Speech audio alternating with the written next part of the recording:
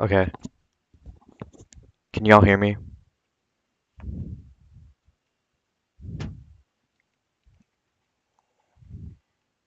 Well, there's latency, so I'm just gonna hope that you can hear me and I'll just start. Okay. Uh,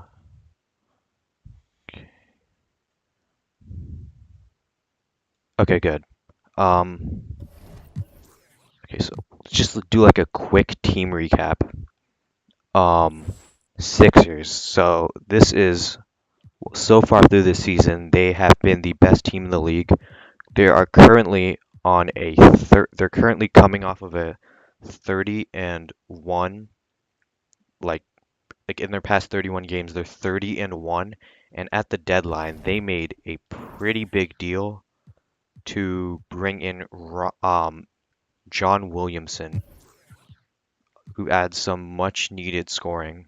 So they are definitely at the top, if not, well, they're near the top, if not at the top of the power rankings right now. Bucks, they're the 2 seed in the East. They've just been solid all around.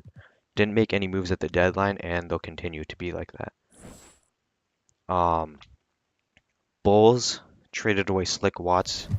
They're gonna continue to, yeah, they're bad right now. They're gonna be bad going forward as well.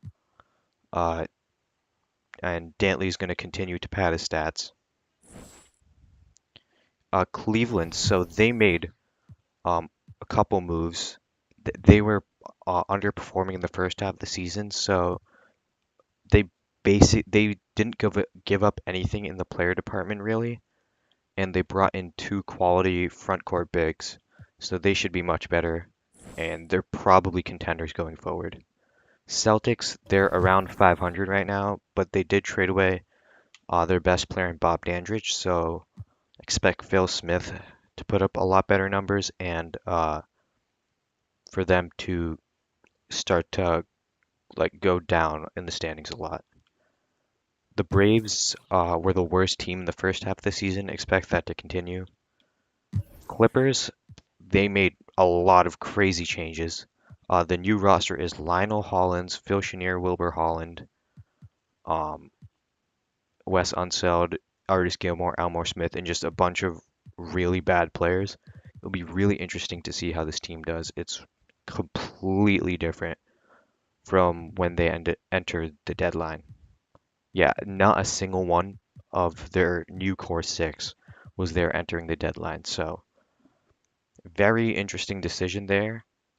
They'll there's a chance they're contenders, but no guarantee because the depth is really an issue there. Hawks, they've just been kind of mid. Cowens is having a great year, and they didn't really do anything at the deadline, so that's probably going to continue. Heat, uh, they traded Charlie Scott away, so they're pretty bad, and they're probably going to be worse. Hornets didn't really make any changes in terms of trades, but they are starting two new players in the backcourt, Manuel Saints, who wasn't even part of the rotation going in, and Mike Dabney, who was playing really well off the bench. Thank you, Ashok. Um, the Jazz, they traded away their best player, so they're probably in Wes Unseld, so they're probably going to be bad and expect John Lucas to maybe put up better numbers. The Kings, they didn't make any moves. They were really good before the deadline, and they're going to continue to be really good after it. Definitely towards the top of the power rankings. The Knicks, they probably gained the most from this deadline, adding three huge players in Kenny Archibald, Bob Dandridge, and Charlie Scott. Yeah, they're probably a I think we can call them a super team at this point. And oh, they added Gail Goodrich too. That's four really good players, and they didn't the only like real good player they gave up was Bantam, and he's worse than all four of those guys. Really great job there by the Knicks. Uh, a lot of much needed help for George Gervin, and expect them to be really, really good and potentially even win the ring. The Lakers, just David Thompson and bums. They didn't do anything. The Magic, they added Slick Watts. And actually, I have to put in his rotation real quick.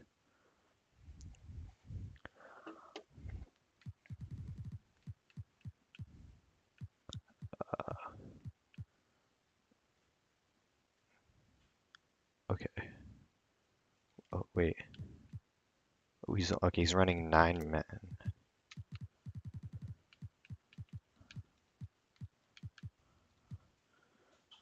Uh, okay.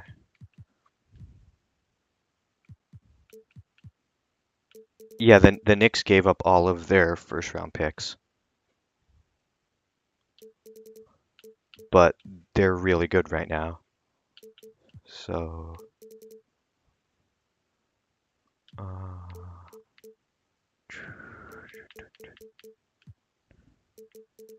okay.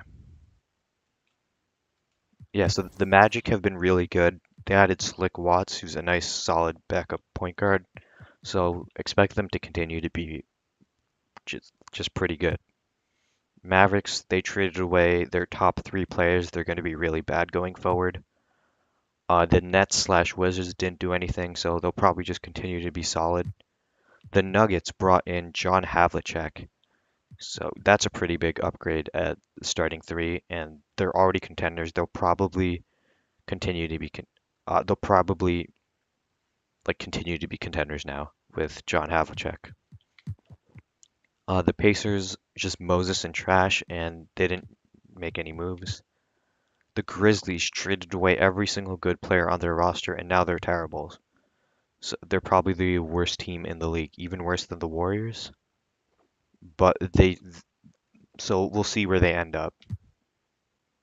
The Pistons, pretty big upgrade. They gave up a lot of assets, but brought in two actual like good players alongside their top three.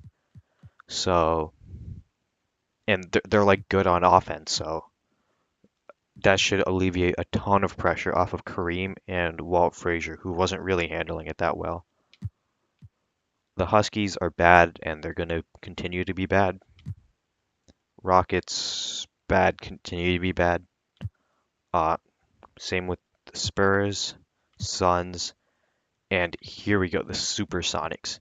So they traded away uh, their three backcourt players uh, and their third string center and a ton of picks for the star backcourt combo of Pete Maravich and Earl Monroe. So this team is definitely contending now with this new big three, and of course they still have that center duo of Tom Boerwinkle and Bill Russell and Kermit Washington. Oh wait, the Huskies are uh, 25 and 30. I mean that's not good. So and it's like a boring team. So whatever. Anyways, back to the Sonics. It's an interesting team. They definitely went all in on this year. John Drew's like really their only future piece, and they don't have any picks anymore. So we'll see how they do. But Wolves didn't make any moves. They're probably going to continue to be pretty good on the back of Stano Kropilak, who is just randomly like one of the best players in the league. Uh, the Blazers didn't make any moves. They currently have the second best record, and they're going to continue to be really good probably. Warriors suck. They didn't do anything, and they're still gonna suck. And finally, the Bullets traded away Artis Gilmore and got a ton of pieces back. They'll probably not make playoffs this year, but that was a really good trade by them, and we'll see how Dan Roundfield and Junior Bridgman do this year, as those are the top two young guys for the Bullets. Okay, I think that's everything. So, yeah, let's go past the deadline, and the first game we'll watch is going to be Supersonics Sixers.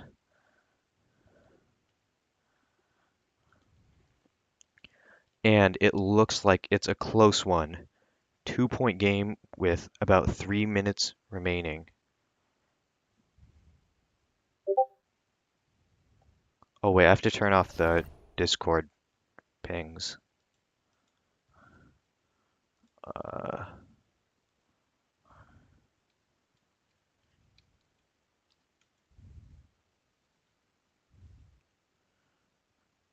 okay. Uh, yeah, I think we're good. Okay, so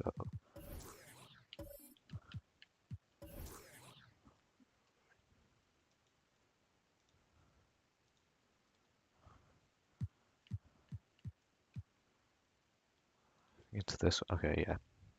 Okay, we're good. And the first game is Supersonics Sixers, and of course, none of the starters are in for the Sixers. Well, actually, well, they don't have their backcourt in though. Okay, Ernie DiGrigorio's fouled out, so I'll leave the point guard, but John Williamson 100% should be in for the Supersonics. John Drew, for some reason, is out. I'm not going to force them to play Bill Russell because Tom Boerwinkle is one of the best bench players in the league. So if they want to play him, they can play him. If they don't have to.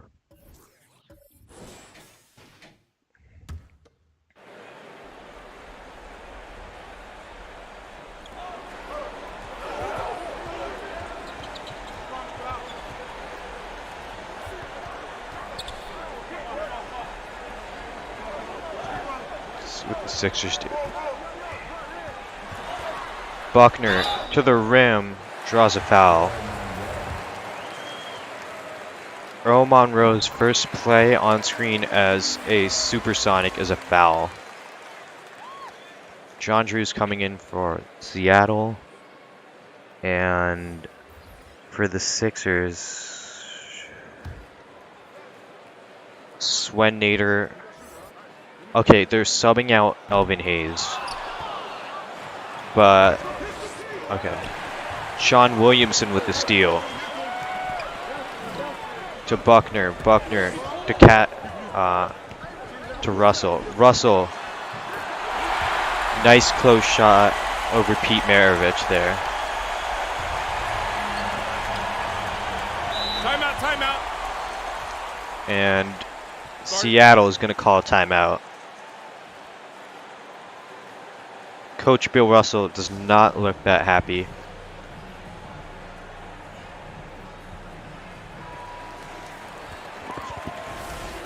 Elvin Hayes wins player of the game.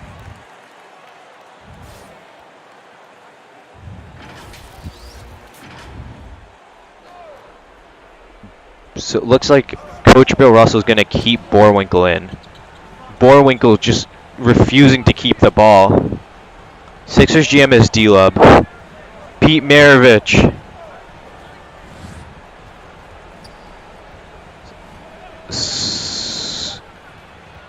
Maravich to the rim, blocked by Nader, shot clock violation.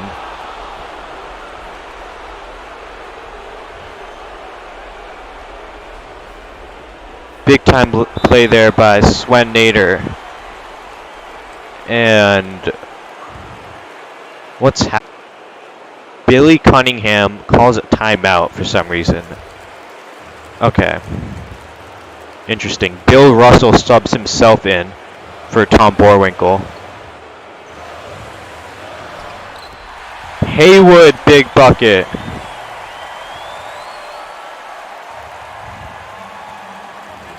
Maravich.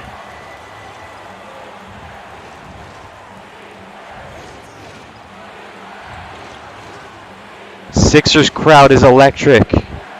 Maravich forces it in over the much smaller Buckner.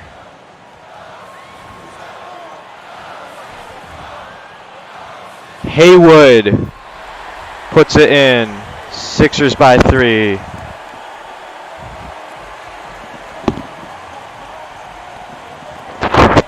Maravich bringing up the ball. Forces it in the paint once again. Pete Maravich has 28.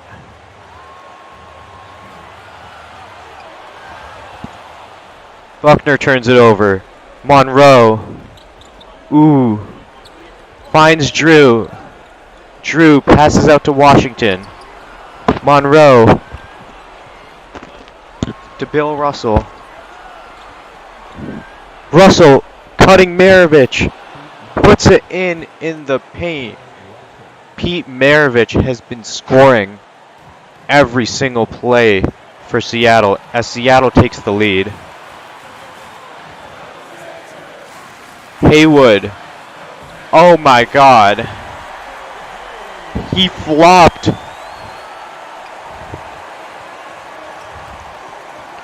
Sixers by 1.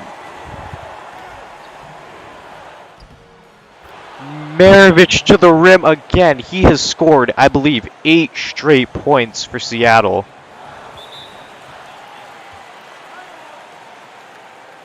Philly calls a timeout.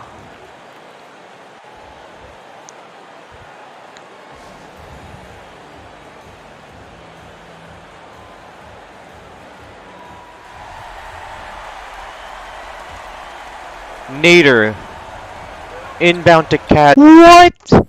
There's no way. He just lobbed it up when he was at the free throw line and he shot a fadeaway on the alley-oop. What was that? That makes no sense at all.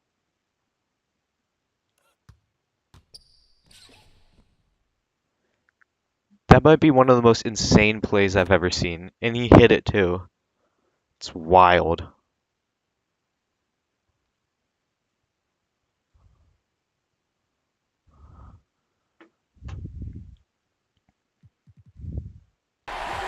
Timeout.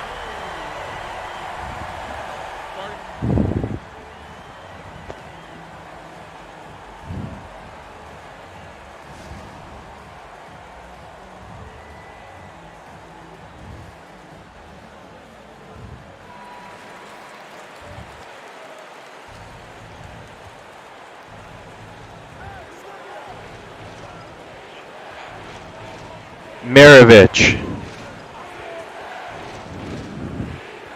Pistol. 3-and-1. 10 straight points by Pistol Pete Maravich.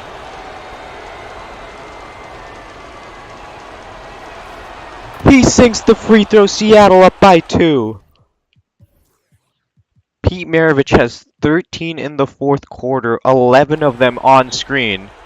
He's scoring every single play. Cazzie Russell bringing it up. Haywood down low. Haywood blocked by Washington, and Seattle wins. Pete Maravich.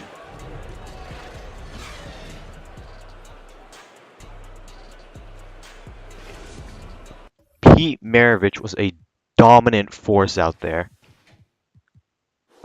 11 on-screen points. John Drew had a really good game too. Yeah, great debuts for Pete Maravich and Earl Monroe. Whoever John Laskowski is had a good game as well. Bill Russell had 6 turnovers, but other than that, pretty good game. Kermit Washington, really good game, 5 blocks for him. And Tom Boerwinkle shot 1 of 8, but did have 10 assists. Yeah, really good game for the new look Sonics. And wait, that's Philly's second loss in the past 32 games. That's wild. Let's see if any other teams have good games coming up. We just saw Philly, so I don't want to watch them. Hornets Clippers. Oh, the Knicks are playing the Blazers. We'll watch them first. And whoa. The Knicks just crush the current 1 seed of the Western Conference. Really good debut game for the brand new Knicks. I mean the New Look Knicks. Uh, okay. I think we wanted to watch Hornets, right? Hornets Clippers. Let's see. Ooh, this game's pretty close. Ooh, okay. Just under 4 minutes to go. 2-point game. Let's see if the New Look Clippers can do anything against the Hornets.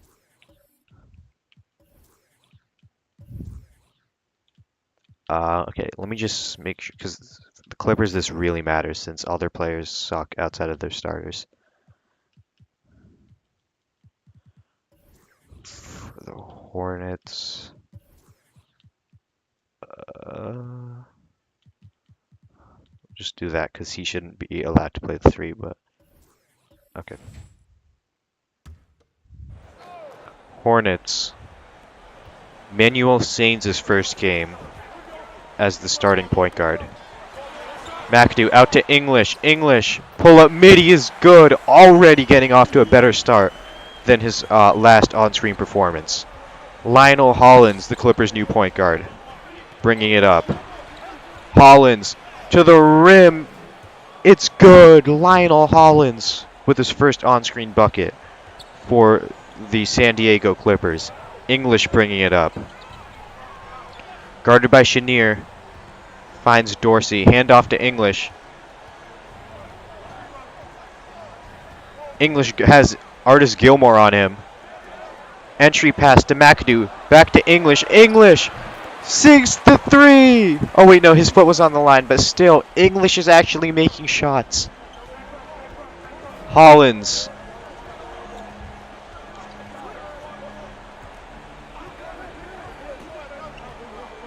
What are they doing?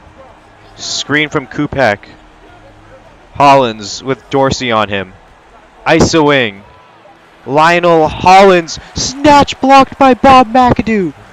Pushing the pace. Mickey Johnson to Manuel Sains. Sinks. Hits the layup in transition. Monster defensive play there by Bob McAdoo.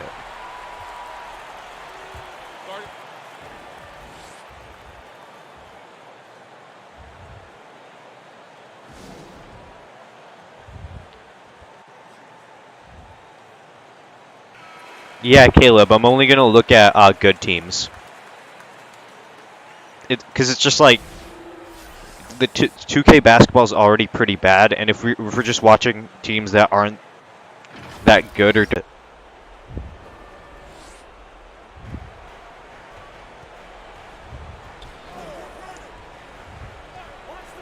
Hollins. Ooh, nice shot from Hollins.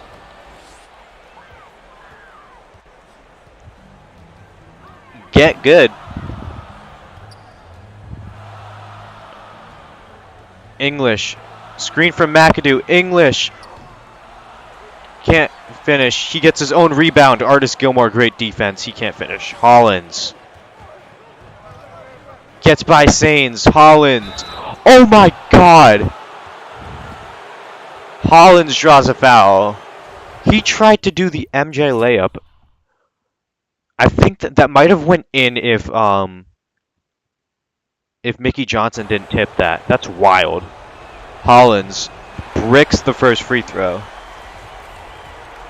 Second free throw is good. 3-point game. Alex English bringing it up. Yeah, no Braves Huskies. English, pull up midi. It's good! Alex English with a contested pull up midi. Hollins. Spin, fade away. Oh my god, Lionel Hollins. Alex English gets past the defender. English to the rim. Alex English versus Lionel Hollins. The rookies.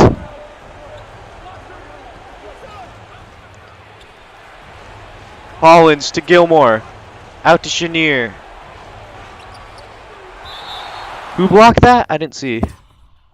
I was looking at um I was I was looking at chat. Ooh, Dabney with a big block.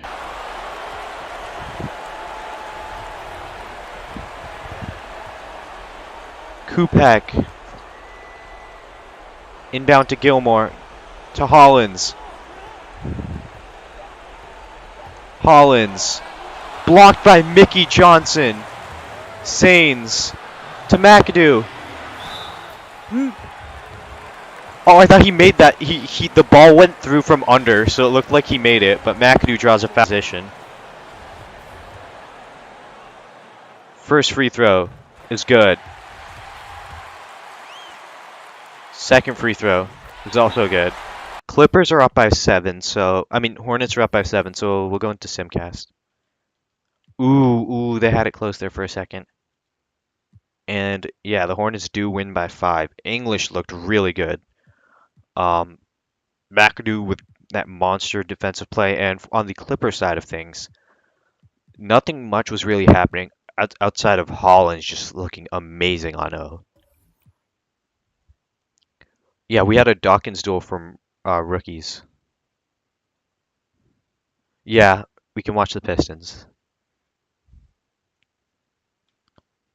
Uh, Bullets aren't okay. You know what? Let's push it forward. Pistons, Cavs. Actually, let's see what's happening in the All-Star break first. Pistons are up to the 3 seed in the East, as they're on a 5-game win streak. They haven't lost with their new team yet. Um, let's sim through the All-Star break. So this is what happened in the All-Star game. Team Kareem won 130 to 122. Pete Maravich had a really good game. Same with Cowens and Kareem for Team Kareem. Uh, for team, this is Bill Walton's team. Bill Walton. Huge game from McAdoo off the bench. Walton and Irving were pretty solid. Okay, now time for Pistons Cavs. Both of these teams made pretty big moves.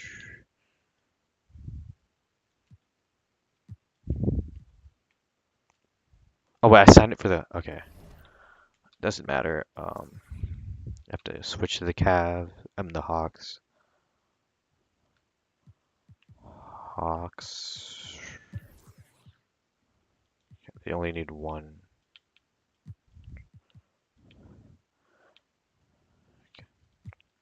Okay, I think we can start now.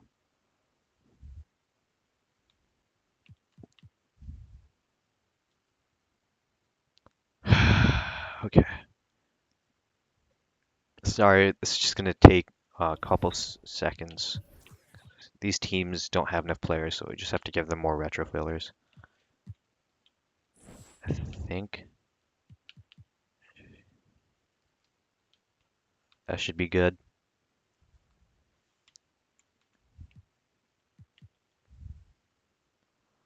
Okay. Okay, I think we're good now. Okay, here we go. Pistons, Cavs. Cavs getting off to an early lead, but the Pistons are within striking distance. Not anymore, though, as the Cavs and the Pistons win streak. And in a 10-point victory, Gus Williams with a monster game.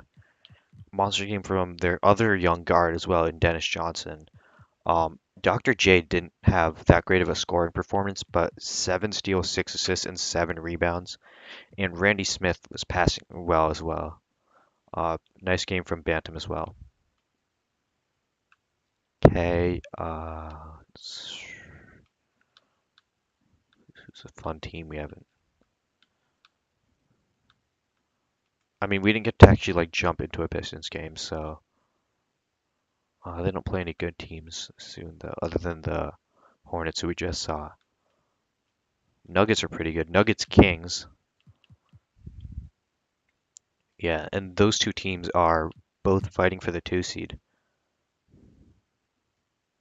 And whoa, Nuggets go wire to wire on the Kings. And it looks like Calvin Murphy had 18 assists. Wow. Yeah, the Kings just weren't scoring well at all. I mean, their top three guys were like fine, but other than that, they just had no scoring from everyone else. Let's keep going. Ooh, looks like the Cavs have not lost since the trade deadline. They are on a 6-game win streak. Let's do Cavs Timberwolves actually. Those two teams are pretty good.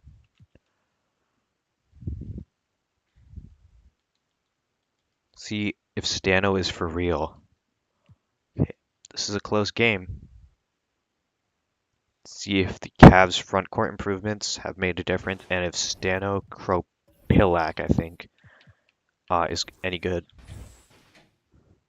Oh, okay, so it's a glitch that happens. Sometimes the Timberwolves are wearing their current jerseys, but whatever.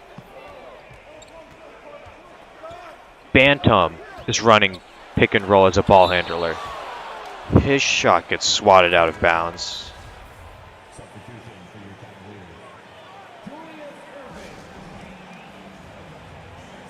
Okay, Bantam was running pick and roll as the ball handler. That's wild. Stano Kropilak of the Timberwolves wins player of the game. He has 27 on the game. Bantam. Inbound to Dr. J. Dr. J. Trying to attack. Stolen by Bristow. Great defense there.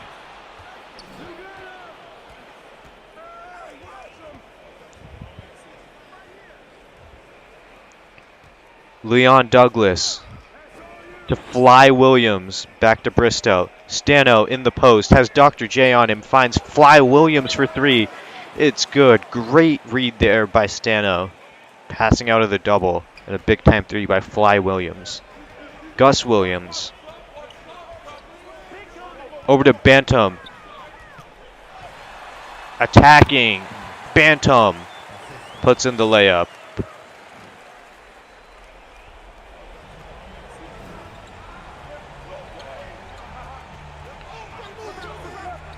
Westfall, swatted by Gus Williams.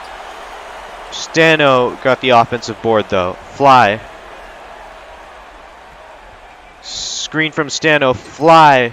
Pull up no good. Stano another offensive board. Finds Fly for a mid-range. No good. Dr. J to DJ. Attacking. Fly Williams with the swat.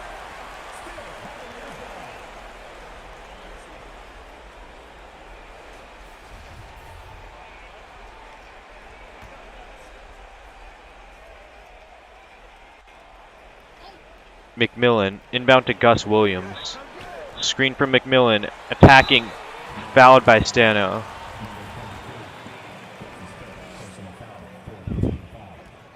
First free throw is good.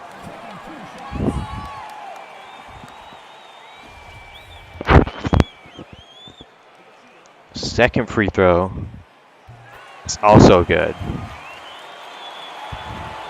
Stano inbound to Westfall. Over to Bristow. Back to Westfall. Stano coming off of a screen.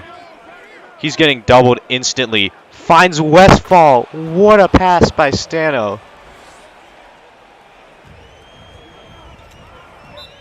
He looks really comfortable passing out of double teams so far.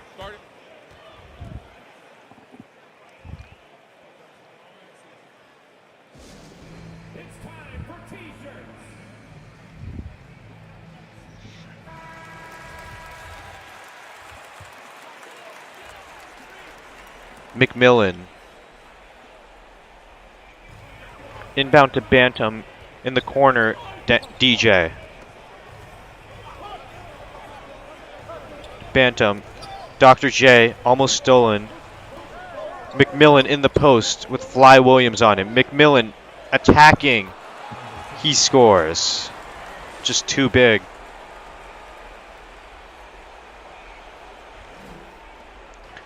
Westfall.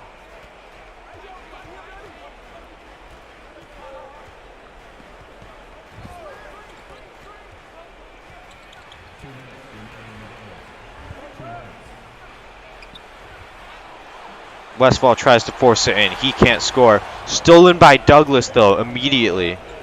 Westfall. Stano in the post. Getting pressured by McMillan immediately. He's getting doubled. Finds Westfall for 3. It's good. Stano Kropilak already with 3 assists on screen. And Minnesota is up by 2. DJ, what a pass! And McMillan with the and one. Shooting one.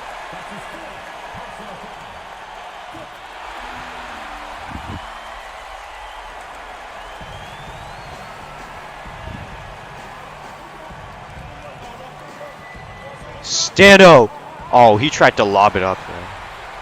Turnover. Dr. J just stops. He misses, and he gets blocked. Oh my. Bantam can't put it in. What was that by Cleveland? Bristow. Stolen by Bantam. Dr. J. Over to Gus. Gus Williams with the spin. Cleveland up by 3.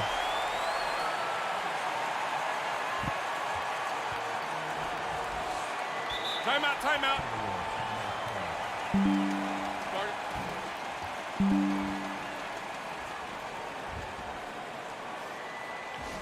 Coach Mikan does not look happy.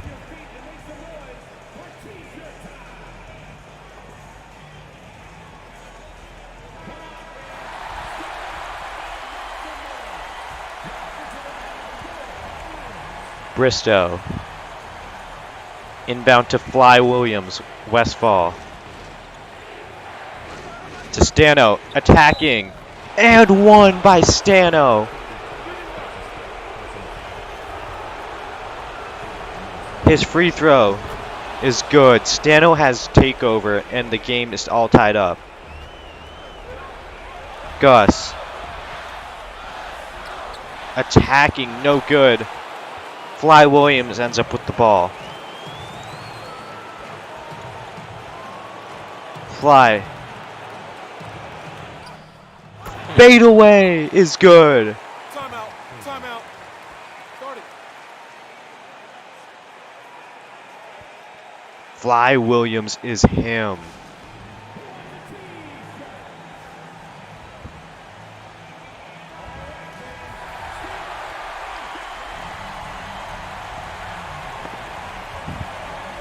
Randy Smith.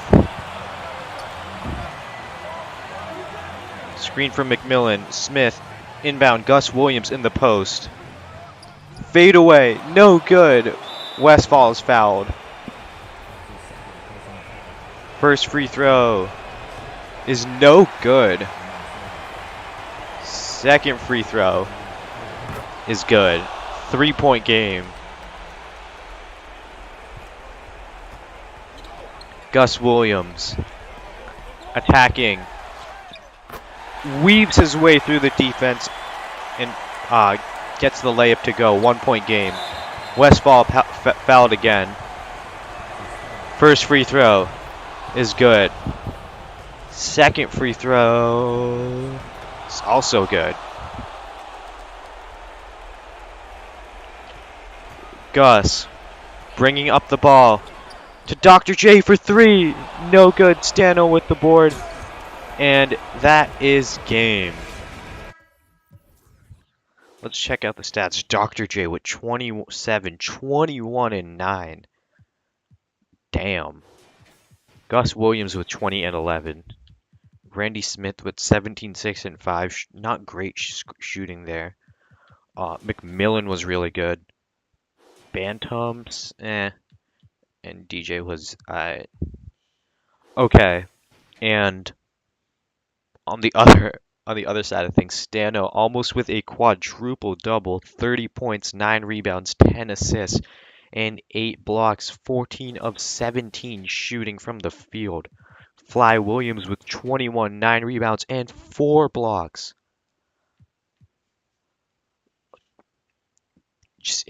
And he wasn't that inefficient actually. He was really good on screen for them. Westfall 18, 8, and 3 steals. And then Richard Washington was solid off the bench, and so was Henry Dickerson. Yeah, I don't even Okay. I'm pretty sure. So like this is kind of like breaking the fourth wall. I'm pretty sure Stano has similar DNA to Kresmy or Kosic, but like there's a huge difference in how they're performing.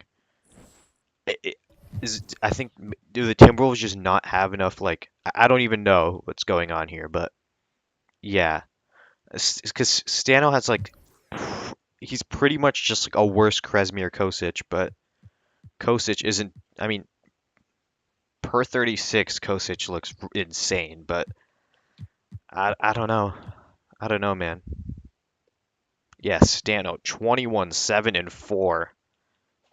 Yeah, he's just dominant right now. Um, let's go a bit farther. Blazers, Knicks. Oh, okay. Contract extension. Yeah, he had um they have the same tendencies too. Okay, so Elvin Hayes just doesn't know, so he doesn't want to resign. Anyone else? I mean, Sloan. Interesting.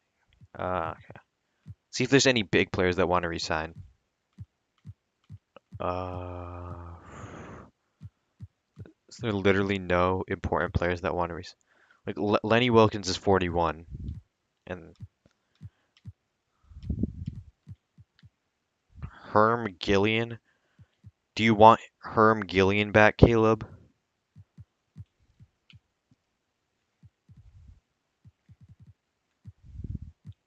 He's just like a 30-year-old mid guard. Yeah, year one free agency is going to be really good, Cardiac. Is there anyone else? Uh, yeah, there's like literally no one else. It's literally just Caleb, Herm Gillian.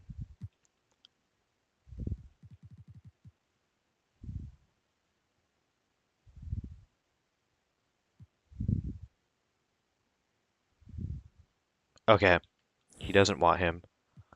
Let's go. Who did we want to? I think it was Blazers and Knicks all the way down here. So we can just get through the regular season. Um, okay, Blazers, Knicks. Let's see. And oh my God, New York.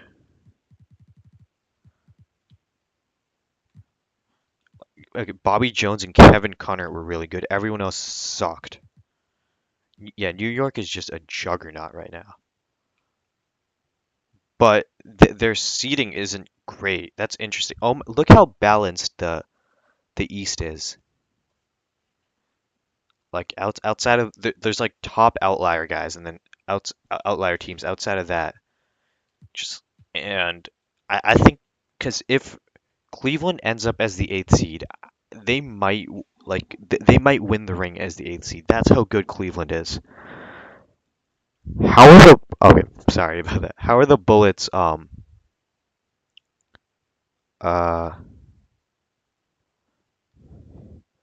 How are the Bullets still good? The the Bullets have been like they've been they traded Artis Gilmore and they're still good. There's like Dan Roundfield. He's the same. Let me just look quick because it's just wild. Um, Bridgman. Oh, yeah, you can see Phil Smith. Phil Smith is up to 19 a game, and since the All-Star break, he's averaging 24 a game. Efficiency drop, but 24 points per game is the number one option. That's kind of wild.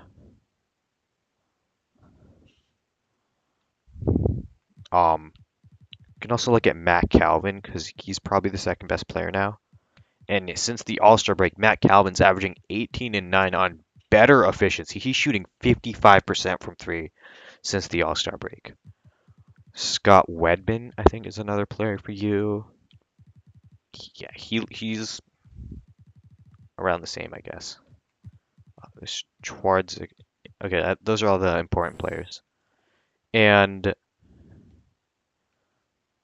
okay, so yeah, you've fallen 5 games under 500 now. Um, Sixers only have like, yeah, I think, yeah, Mac is doing pretty well. Okay, I want to see what team was it? I think the Grizzlies.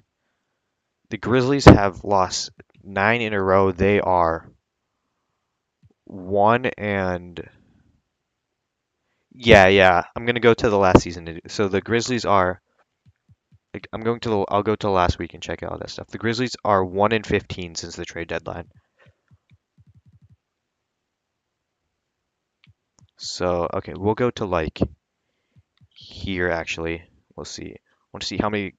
Okay, the Grizzlies actually won 2 in a row. That's interesting, and they beat the Lakers there. But yeah, they're really bad now after those trades.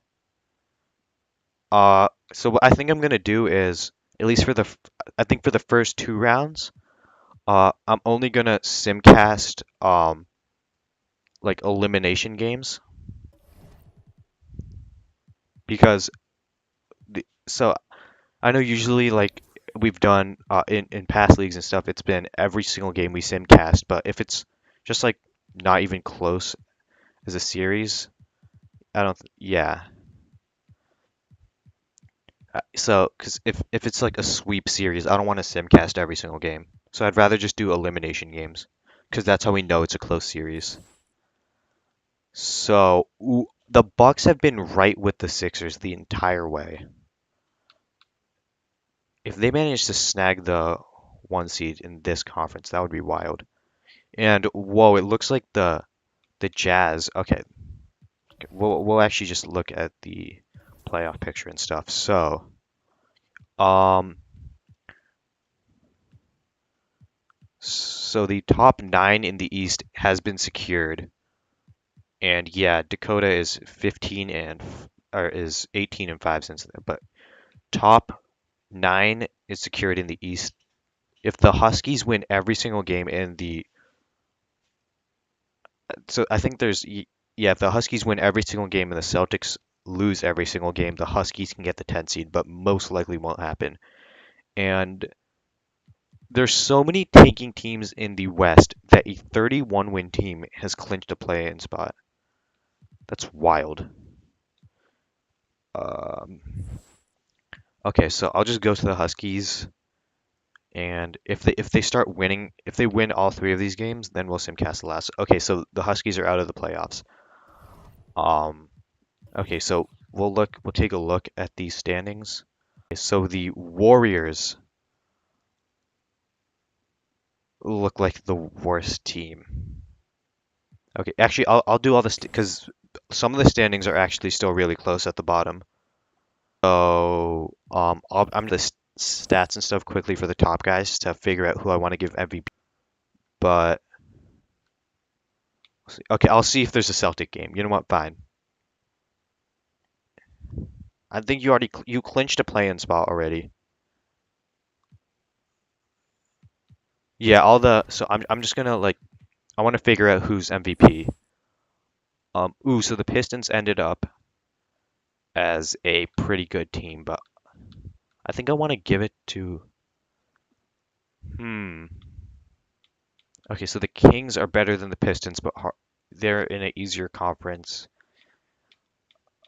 Uh, so it's probably between Kareem and Walton. I guess Bobby Jones too, because his team is really good, but they're a really weak conference. So I'm gonna go Kareem because of the conference thing. East is way more stacked. So Kareem will be MVP. Rookie of the year has to be Stano.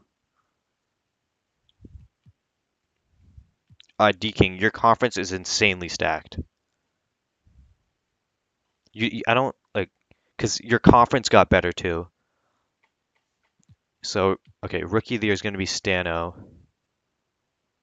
Um, Sixth man of the year is obviously Wilbur Hall. They have. Um, like Detroit has more defensive help around. Like their defense, they like. Yeah, I think DPOY is going to be Bobby Jones because the stocks are just better. Oh wait, I'll make Dantley a rookie real quick, but just because Stano led a playoff team, he's not gonna. I'm not gonna give him rookie of the year. Dantley was just chucking up shots on a bad team. Let me see if Dave Logan's eligible already. He might be. Yeah, he's eligible. They're just not respecting him. But okay, so yeah, literally even 2K thinks Dantley's third. I'm not giving it to Dantley. It's going to Stano because he was leading a playoff team. Okay, so go through, and Kareem is the MVP. Yeah, I agree with that. Kareem will win MVP. Stano did win Rookie of the Year. I'm leaving that. Wilbur Holland won Six Man. Bobby Jones won. Okay, so everything that I said should happen, 2K did make happen. So, okay, that's cool. And Don Nelson of the Bucks. Oh, Bobby Jones is DPOY. Don Nelson of the Bucks is Coach of the Year. And actually, I agree with that because the Bucks' best player is Larry Keenan, and they just won 60 games in the harder conference. So yeah, I agree with that. Don Nelson as a player coach wins Coach of the Year. All NBA first team: David Thompson, Pete Maravich, Dr. J, Bobby Jones, and Kareem. All NBA second team: Walt Frazier, Tiny Archibald, Mo Lucas, Wes Unseld. Ooh. Uh, Bill Walton. And All NBA third team: Randy Smith, Earl Monroe, Rudy Tomjanovich, Rick Barry, and Dave Cowens. Interesting. So let's see who's the biggest. I don't. Yeah, it doesn't look like there's any major snubs in terms of guards. Um, Forwards. Oh, oh my God. George Gervin did not make an All NBA team. I think I don't. Yeah, I'm not letting that happen. George Gervin is gonna make it over. Who is that? Rick Barry. Yeah, George Gervin's winning it. Because I can override that. I'm putting in Gervin over Barry because that one's clearly obvious. Gervin probably should have been over Unseld too. Not gonna lie, but whatever. Um, Defensive teams: Frazier, Hollins, Bobby Jones, Lucas, and Cowens wins. Okay, Cowens is the all defensive first team center. All defensive second team: David Thompson. I mean, he was just padding stocks on the worst team in the league. It's kind of dumb. Wilbur Holland off the bench for the Clippers. Dr. J, Wes Unseld, and Clifford Ray. All rookie first team: Stano, Robert Parrish, Lionel Hollins, Adrian Dantley, and John Lucas. Team: Ralph Drollinger, the Republican, Drazen Dalapagic, Scott May, Fly Williams, and Rafael Palomar. Oh my God. Did they? Oh wait. Huh? Okay, wait. They. That's wild. I don't care about rookie teams, so I'm not gonna override that. But yeah. Okay, so let's quickly scroll through stats and stuff. The Sixers finished 63 and 19. John Williamson for them averaged about 18. He shot 50% from three for them, which is really good. Here are their final stats. Ernie DiGregorio looks interesting. Arturo Guerrero, yeah, just really deep team. Really deep team. The NBA is mad that he's playing in the NFL. Larry Keenan looked good. Yeah, this team played really well overall, and they won 60 games. They even got like 10 points per game out of Will Jones. Wow. Don Nelson, he is so humble. Don Nelson gave himself a singular minute the entire year as a player coach. That's wild. I'll do standings after stats. Um, Bulls were terrible. Adrian Dantley and Ralph Johnson. I guess Bob Love was pretty solid too, randomly. But other than that, everyone sucked. You can just scroll through there. Ron Davis, who Riot was actually starting, played so bad that he regressed down to a 68 overall despite being 22 years old. Mid-season, not even like during progs. Do you know how bad you have to be to do that, man? Cavs completely turned it around, 21-5 to end the year. Yeah, Dr. J, Randy Smith, like yeah, Mike Bantam and Zelmo Beatty were huge pickups for this team. Complete turnaround for Cleveland. Phil Smith and Matt Calvin looked really good to end the year, and the Celtics sneak into the play-in. The Braves finished with 20 wins. Alvin Adams and Gus Gerard were good. Everyone else sucked. Uh, and um, yeah, just scroll down for them. Bird Averett at halftime, at the trade deadline, I mean, was listed as the worst player in the leagues, according to EUA. So, I mean EWA. The Clippers finished with 49 wins, so it looks like they turned it around a bit. Um, yeah, this team, that was just a really weird deadline for them. Um, and yeah, I mean, they have a good top five players, but none of them can play small forward, so Wilbur Holland he should be starting on a team next year. He's just way too good to come off the bench. The Hawks ended up being bad, and the Hawks, I believe the Hawks missed the play-in with arguably a top five player in Dave Cowens, which that's wild. I mean, yeah, Dave and Campy played well, and Dino Menigan, like everyone else, was pretty bad for them. Uh, the Heat were bad, which makes sense. McGinnis wasn't great, and 41-year-old Wilt misses the playoffs. That's tough. Did have like a looks like they had actually never mind. The Hornets make the play-in. They're the 9 seed. McAdoo, amazing year. English, let's see what he did after the All-Star break. He actually got okay. He shot better from three. Okay, interesting. Um, Mickey Johnson was solid, I guess. Mike Dabney was pretty good as a rookie. Larry Steele, Jack Dorsey, and Manuel Sainz did much better as a starting point guard than George Karl. Still not anything special, but a huge upgrade from George Karl. The Jazz ended up being pretty bad, but I think they still were the eighth seed.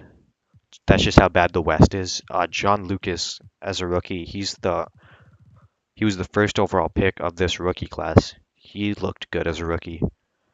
The Kings finish up with 55 wins. Bill Walton finished second in MVP.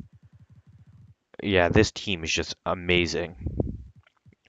Surefire contender. The Knicks, led by George Gervin. Let's see what Tiny did. Tiny in the second half of the season put up 17 and 8. But I mean, crazy shooting splits. But damn, 17 and 8. Goodrich did end up shooting 50% from three to finish the year. I mean, this team just has a ton of good players. Even though they only won 52 games, definitely a contender. The Lakers disgust me. Magic ended up with 50 wins. Yeah, this is just a really solid team. Dave Logan and Drazen Dalapagic played really well for them, and player coach Jerry Lucas, and of course their best player Bob Lanier. Mavericks ended up with 41 wins. The West is so bad, man. Clifford Ray is their best player. That's wild. The Wizards slash Nets ended up with 53 wins. We didn't really look at them, but yeah. The Nuggets, they ended up being really good. Yeah, they've got some pieces there. Lucas, Parrish, Murphy, Havlicek, and I guess Gale is their fifth starter. Pacers were pretty bad, but Moses was pretty good. And Luigi Maserati, I forget where he's out of, and this dude out of Cuba were pretty good. The Grizzlies were so bad. Their leading scorer was Bob Bigelow. This might be the like okay, quickly. Um, I just want to look at the last 30 days for a second. I don't understand that. How is this not the worst offense in the league? Wow.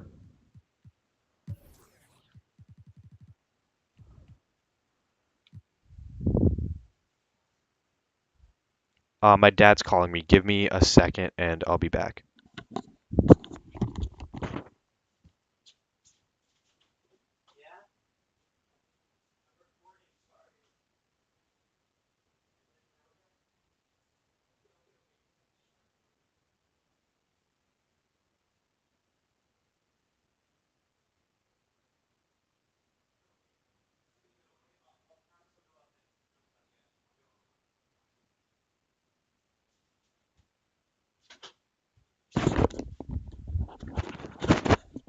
My dad just basically told me to touch grass, but I'm not gonna go touch grass, so I'm back.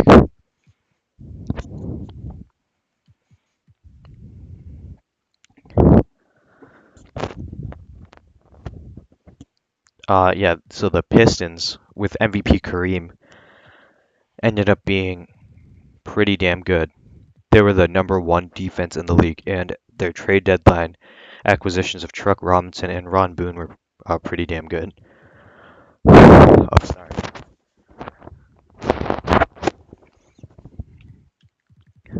Huskies, um, they ended up being the 11th seed. They were just kind of mid, but Brian Winters was an all-star and he was really good.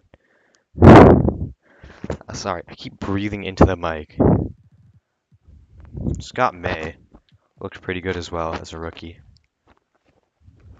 Frazier's true shooting percentage ended up being just under 50, which is pretty bad. Yeah, sorry. Oh, okay, it keeps happening. I don't know. Okay, I think we're good. There's no way I'm doing a face scan, man. Face cam anytime soon. Ricky Sobers, I upped his thing.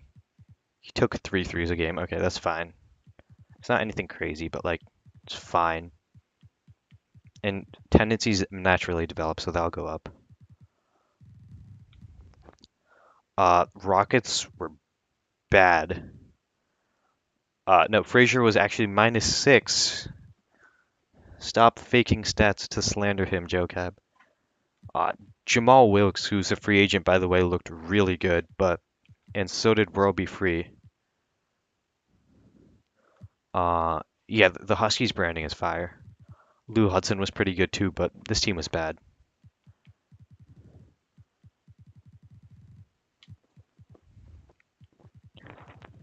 The Spurs sucked. Barry was pretty good though.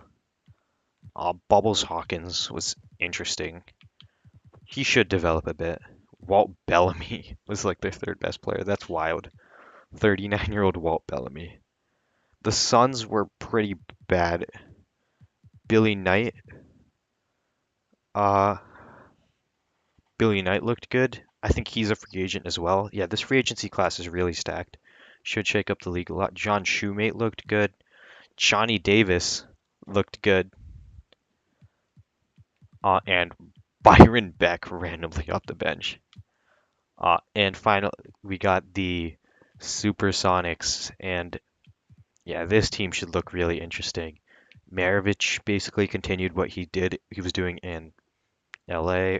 This big three offensively is just really good. Kermit Washington is pretty good starting power forward. John Laskowski, he played the last 29 games and he was amazing off the bat. That's so wild. It's so random.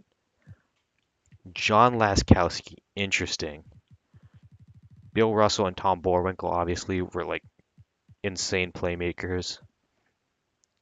So yeah, the Sonics are contenders for sure this year.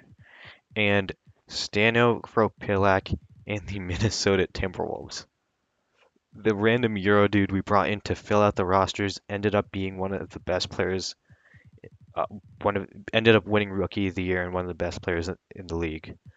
Fly Williams, had, this big three in Minnesota got them to 46 wins in the West. So I mean, I don't think they'll win anything much in the playoffs, but we'll see. Uh, and the Blazers ended up being the one seed in the West. Bobby Jones was just so good. ML Carr, Kevin Connor, Mitch Kupchak, Kevin Porter. Yeah, great team there. And the Warriors ended up winning 19 games, led by Steve Mix, also known as Mixed Steve Nash. And finally, the Bullets ended up winning 49 games in the East, despite trading away Artis Gilmore at the deadline. That's so random. Okay, let's look at overall standings real quick. So the one seed in the Beastern Conference, um, yeah, that's what I'm calling the East for now, is Philly, and they're also the best team in the league. Milwaukee with 60 gets the two seed. Kareem and the Pistons get the three seed. The Nets slash Wizards are the four seed. So the Nets slash Wizards are playing the Knicks, so that should be interesting in round one. Cleveland versus Detroit. Wow. That's going to be really interesting. The Magic fell to the play-in. Ooh. So but they're clearly the best team there, so hopefully they make playoffs.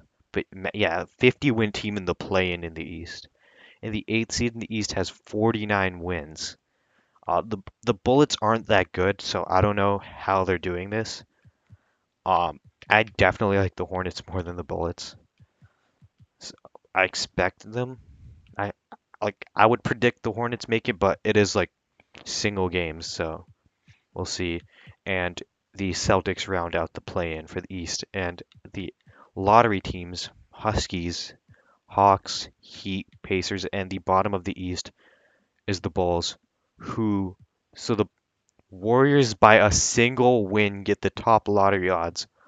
I don't know who has the tiebreaker, but the Bulls and Braves are tied for second worst. Fourth goes to the Lakers. Fifth is Vancouver.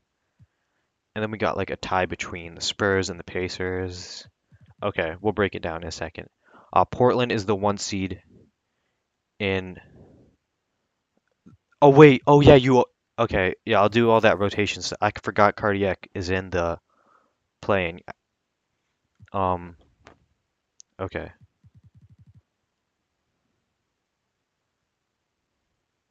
Yeah. I don't like. I think that so the Magic are a killer playing team. Yeah, the Bucks don't really have the star power at the top, so I don't think they're really that crazy of a matchup. Portland is the one seed in the West, followed by Kansas City, Denver, Seattle at four. So Seattle versus San Diego should be very interesting after that big trade they made at the deadline. Denver with that insane defense versus Stano and the Timberwolves. And the play-in teams are the Mavericks who suck, the Jazz who suck, the Rockets who are bad, but at least they have like better players than the Mavs and the Jazz. And same goes with the Suns. They did pretty bad, but I'd rather see these teams make the playoffs than these two. No, the Magic are the 7 seed. Yeah, the East has 750 win teams. Spurs were really bad. They're out here. Yeah. Okay, so now that we looked at pretty much everything, um, let's get into the play-in. Uh, uh, actually, I'll release the standings and stuff in announcements so everyone can see them.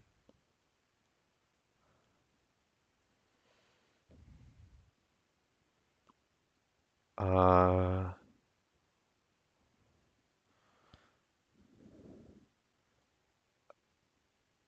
okay. Yeah, the East is so much better than the West. Okay, so start sending me your rotations. I'm gonna post the standings in um I'm gonna post the standings in the Discord. I'll check ratings after I post the standings.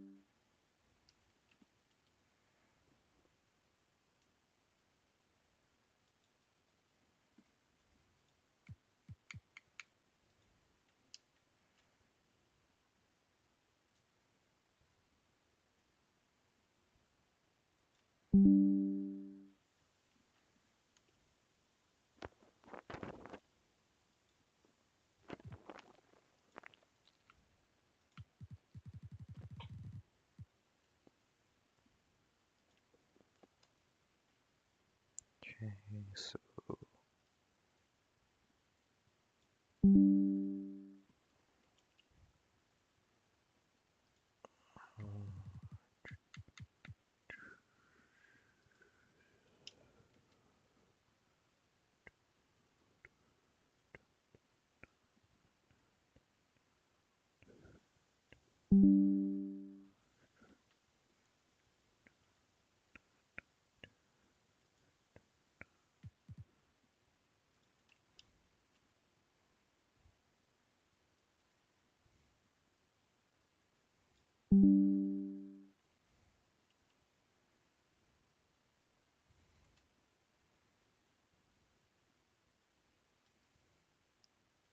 okay, I posted the standings, and now I'll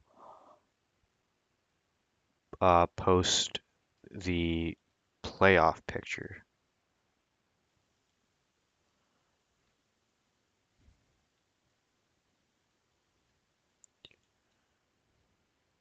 or the playoff bracket, not picture.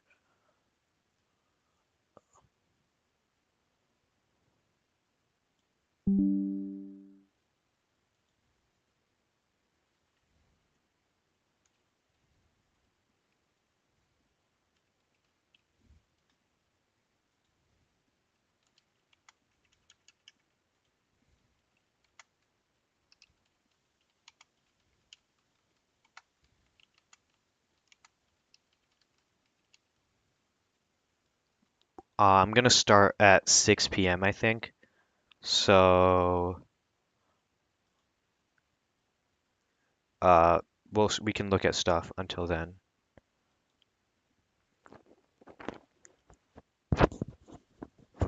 Honestly, like this is interesting here. So the Celtics are going down to an eight-man. Phil Smith is going to get some extra minutes as well. I think that's what we can give. Wait, no, he wanted actually another one. Celtics are going to rely heavily on their backcourt tandem.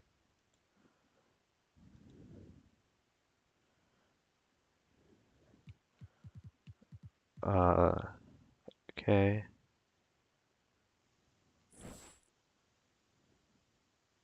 Oh yeah, I'll quickly look at the other All-Star events. So the dunk contest participants were David Thompson, Fred Carter of the Sixers, Lionel Hollins, and John Drew. Three-point contest: Gail Goodrich, Brian Winters, Pete Maravich, Bob McAdoo, Brian Taylor, and Randy Smith. Okay.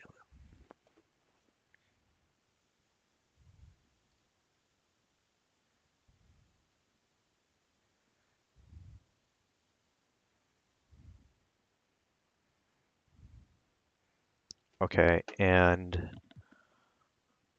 um,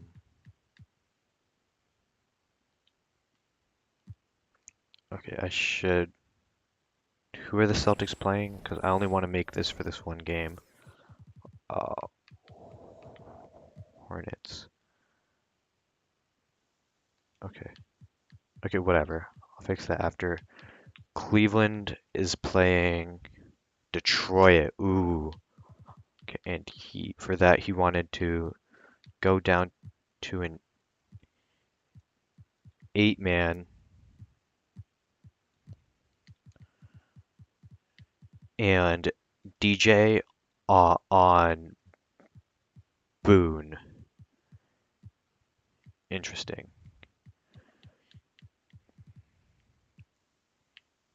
Let me find DJ. DJ. Okay, let's see anything else there.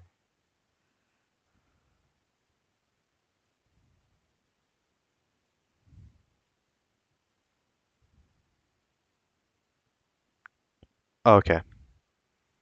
Uh, this is your rotation. You've been running 11. I'm allowing people to go all the way down to 8, D-Lib.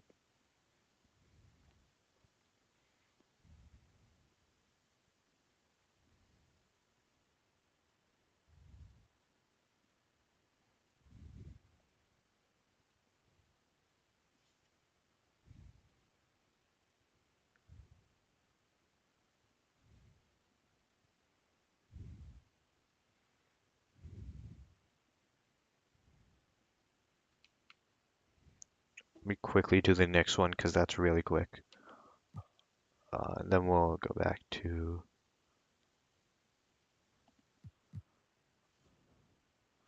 Okay.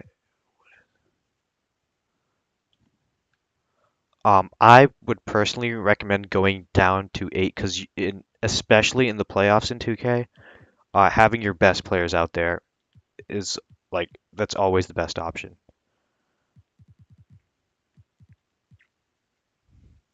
Like IRL too, people teams go down to like for example the final Celtics this year, they basically went down to like a eight-ish man rotation in the playoffs.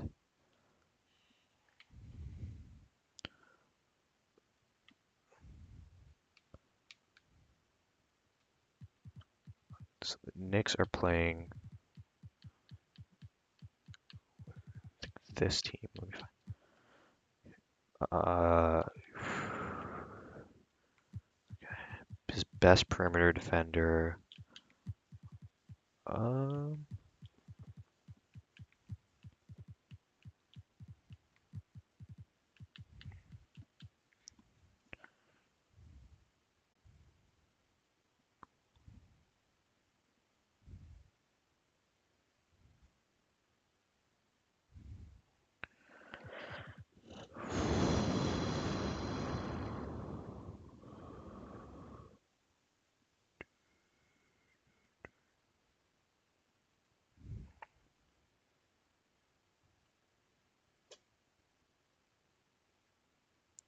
Joe Cab had me move the Nets slash Wizards to New Jersey a year early, so they're actually not in NYC. Uh,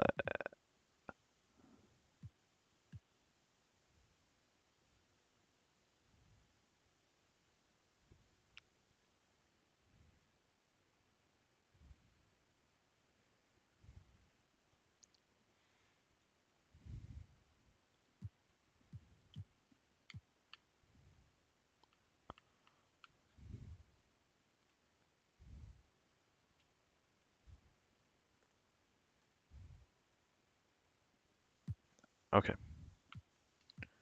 Uh,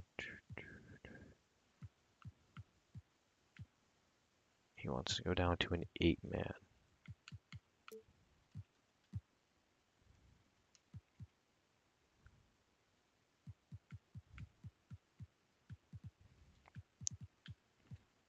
He wants to start Goodrich. Okay. Uh, yeah, I cut it to 8 already. I think I already did Cleveland. Let me check for a second.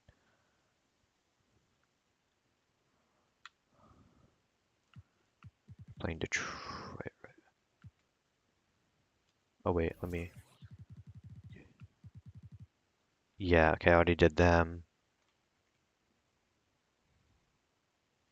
The Celtics I already did as well.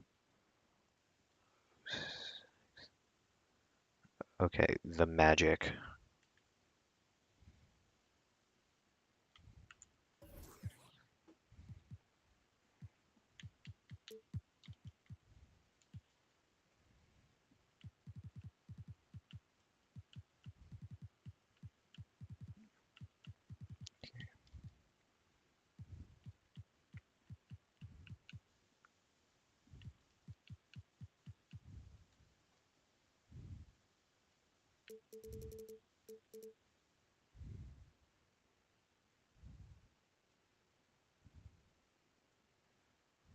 Um,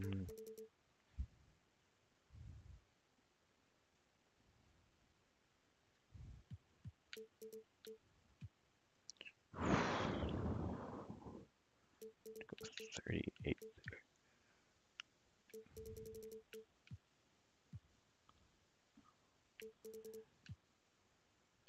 Okay, there's the Magic. Um, Piss. Wait, no, he's the Kings. He just said 8-man. Okay. Uh, is that it? Oh wait,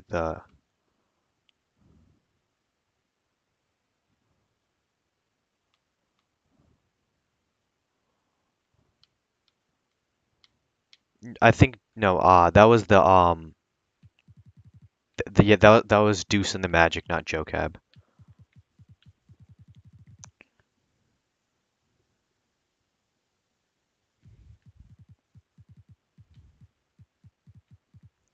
Who are they playing? Oh, they're playing Denver, I think.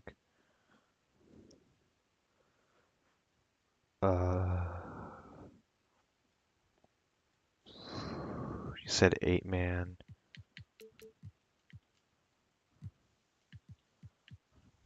Oh, they're trying to.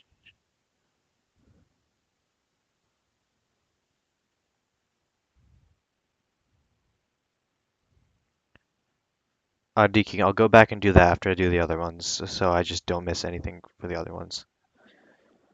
Uh, he wants to start Leon Douglas, Alan Bristow, Henry Dickerson. Okay,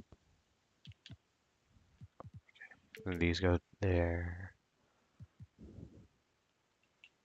Okay, and I think the last two things I have to do are the Nuggets and uh, D-Kings matchup thing or whatever. Oh wait, there's so much stuff to do here. So much stuff. Okay, there.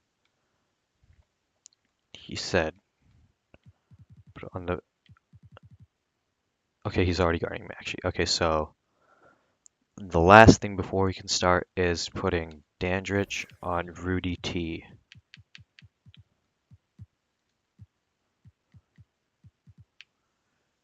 And we are done and ready to go. So the first play-in matchup is, I believe, Dallas versus Utah. Which is probably the most shitty play-in matchup we're gonna have. And Dallas kills Utah. McLean has 20 off the bench. Clifford Ray was amazing. Alexander Belov, who's some random Russian dude, he was pretty good, but it didn't matter. Dallas wins, and Dallas is the 7 seed. That's got to be the most shit 7 seed ever. Suns Rockets next. This is probably a better game. Still not great, but at least they have like better players. And I don't want to jump in for the play-in unless it's like, okay, yeah, the Rockets get some like because these aren't great teams. But Billy Knight had a really good game, but it wasn't enough. For the East play-in, maybe I'll jump in.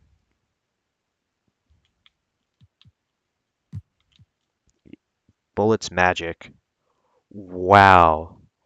Wow. The Bullets win. Dan Roundfield and the Bullets beat the Magic in the first play-in game. So despite winning 50 games, the Magic have a chance at not.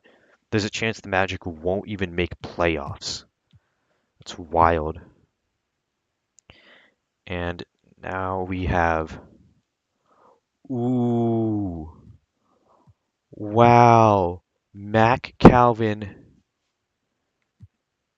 and Phil Smith and Dave Robish eliminate the Charlotte Hornets. Wow. Bob McAdoo doesn't make playoffs. Okay, let's keep going. Rockets Jazz. I'm not going to jump into this, but we'll simcast. And the Jazz win. So the Utah Jazz are in the playoffs. And will Boston continue their Cinderella run and eliminate Orlando? C. No. Orlando does make playoffs. That's good. Okay. But I mean, like Matt Calvin, amazing performance. Phil Smith played well. They just don't have enough help around them right now. So, yeah, there we go. Orlando does make the playoffs as the 8th seed. Okay. That's that's a nightmare 8th seed. I would still pick Philly to win, but yeah, it's a nightmare 8th seed right there. Cavs Pistons is the first game. Okay, you know what? Just cause there's so many contenders in the league, I'll simcast. Uh, I guess I'll go through like if it's a series I'm interested in, I'll simcast them even in the first round. And wow, Dr. J in the first game of the playoffs. 49, 15, 8 assists, 5 steals, 4 blocks, 20 free throws. Insane performance by Dr. J to lead Cleveland past Detroit. Kareem was like solid. Ron Boone was pretty good. Just not enough. And Walt Frazier, in classic Walt Frazier fashion, has 8 turnovers. Knicks Wizards is pretty good. Ooh. Okay. Okay, we'll jump in here. I think this is the first Knicks on-screen game we're getting after they made all those moves. Um, And this is the first Nets game we're getting.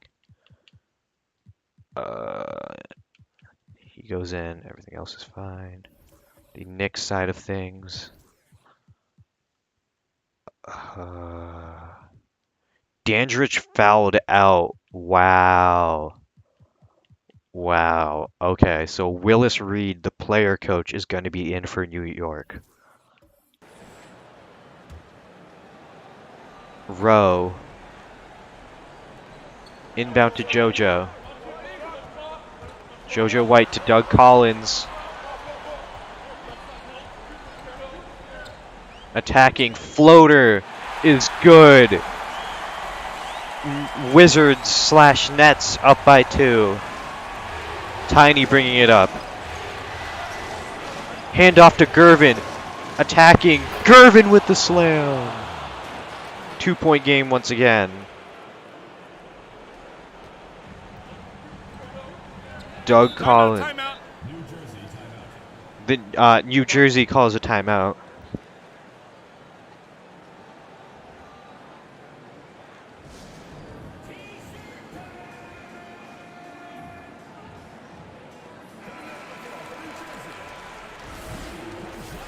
JoJo White is your player of the game. He has 25.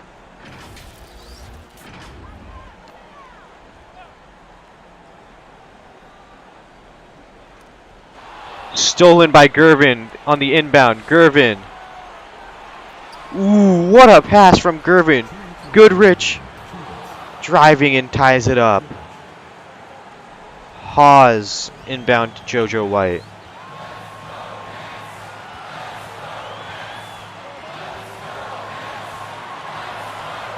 JoJo fadeaway is good.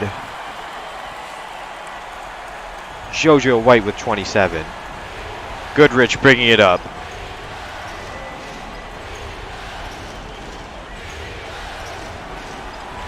To Gervin. Gervin attacking. It's good. George Gervin ties it up once again. He also has 27. JoJo finds Curtis Rowe wide open. The teams, neither team is playing much defense, and they're scoring every single play. Tiny. Attacking, takes a jumper bank off the glass. So far, not a single possession has ended up in a stop. JoJo White to the rim. He has 29. The first team to get a stop is probably going to be the first team to win. Tiny.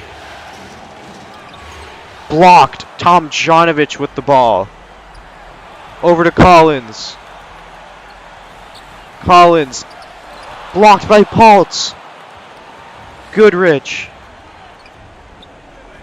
Up to Tiny. Tiny. He scores. Tie game.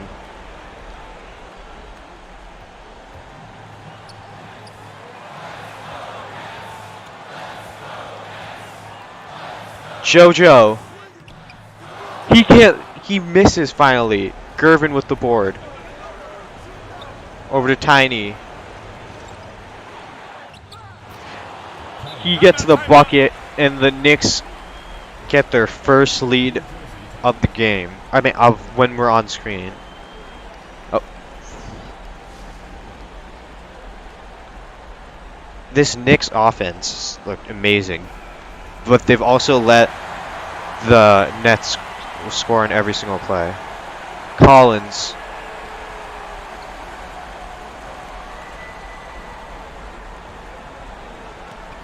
What is he doing? He's dribbling down the clock. Looks like he's going for the last shot. Collins scores on Willis Reed. 2.7 seconds remaining, New York ball.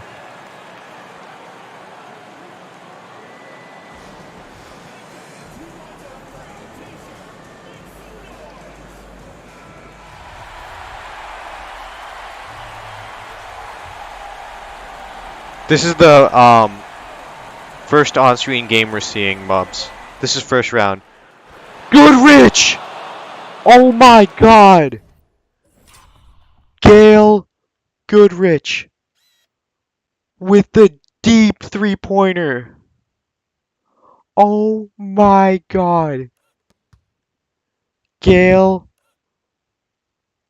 Goodrich.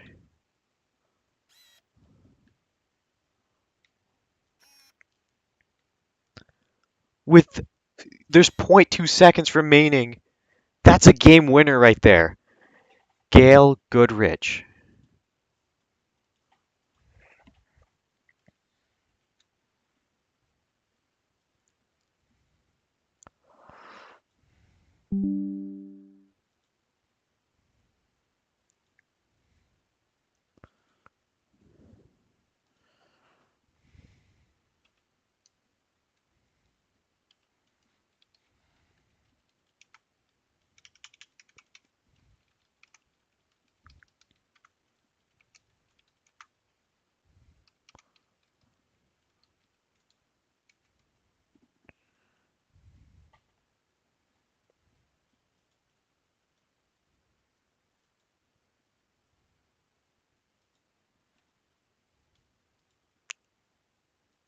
Big time play by the best three-point shooter in the league. Yeah, he did not get that off in time. Gail Goodrich wins it with 0.2 seconds remaining. JoJo White and Rudy T were like the Nets' top three were playing amazing. Curtis Rowe, great game. Lonnie Shelton, just defense was just not like they couldn't stop the Knicks' offense. George Gervin, 27, 8, and 9. Gail Goodrich, 22 and 9, 3 steals, and the game winner. Tiny Archibald, 20 and only 3 assists. Billy Paltz, 13 points, 20 rebounds, and 3 blocks. Bob Dandridge was terrible, 9 points, 7 rebounds, and fouled out in 25 minutes. Gail Goodrich, game winner. Wow. The Knicks take a 1-0 lead after that.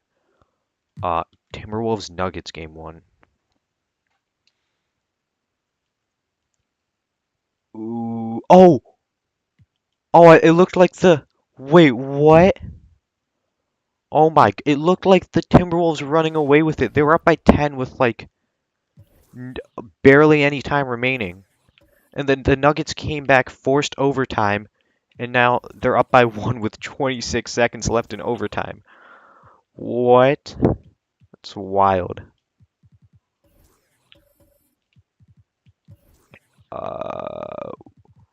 Ooh, Stano has fouled out. Wow. Yeah, they don't really have a chance here. They're going to start fouling immediately.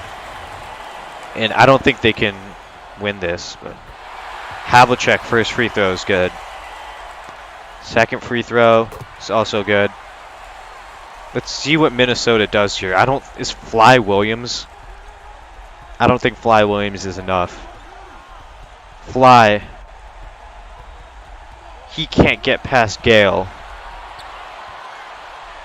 Fly Williams fadeaway mid-range, no good. That's game.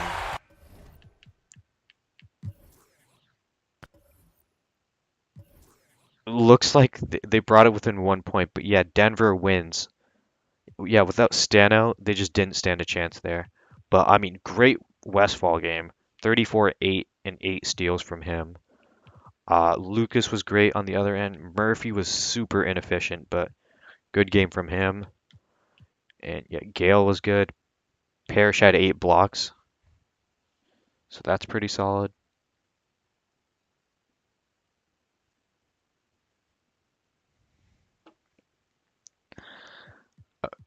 Okay.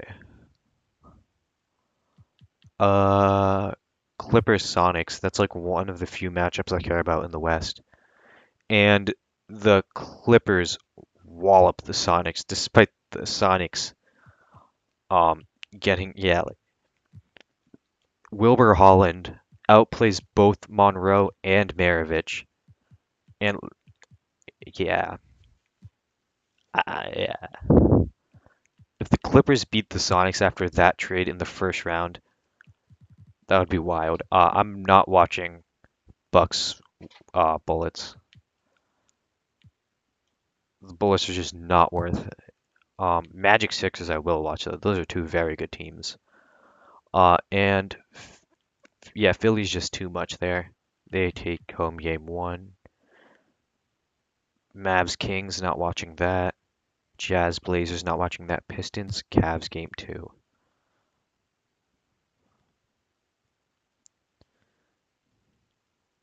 Okay, this one was relatively close, but once again, Cleveland takes it home. Dr. J with 17, 14, 15 assists, 5 steals, and 7 blocks. He fouled out in 4. He filled the stat sheet every single way. Like good and bad. I think most of it was good though. An insane triple double and a 5x5 too. Insane performance from Dr. J.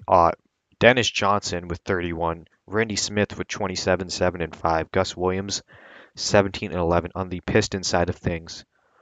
Kareem scoring has been much low. He needs to shoot the ball more. Ron Boone has another good game. Truck Robinson has a good game. Walt Frazier 15, 15, 8 steals, 5 turnovers. Didn't shoot it great. Weird game from him. Dave DeBusschere almost had a triple double, but terrible shooting performance and 5 fouls. And Cleveland, after looking like they weren't even going to make the playoffs at one point, is now currently 2-1. Is currently up 2-0 on the MVP. Knicks Nets game 2, and the Knicks with a big time win. Gervin played well. Dandridge had a bounce back game. They were just solid overall. And yeah, the Nets just didn't do enough. Doug Collins, really bad game. Lenny Wilkens was one of their top scorers. And the Knicks go up 2-0. Wolves Nuggets game 2. Ooh. And the Nuggets win both of their home games. Big time game from Parrish. Mo Lucas doing Mo Lucas things. Murphy doing Murphy things. Continues to just shoot terribly, but play make well. Havlicek, not a great shooting performance, but solid overall. And on the other side of things, Dickerson with a big game. Westfall with a big game. Not a big game. Actually, no. 8 turnovers. Westfall wasn't that good. Fly Williams, bad shooting performance. Stano, only 14. He's struggling against this Nuggets defense through the first 2 games. Clippers. First. Oh, I forgot to switch. The first round is 7 games.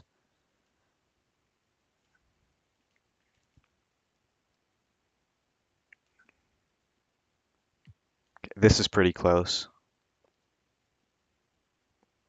Yeah, I forgot to switch it to 5 games. It's 7. My bad.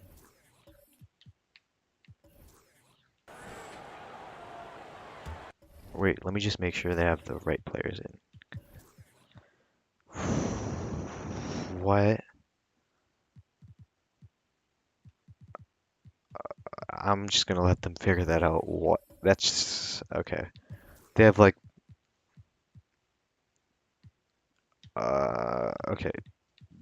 They're actually missing really good players here. That was a really weird lineup for the Clippers, but they had all their best players except Hollins out, and they do have like good.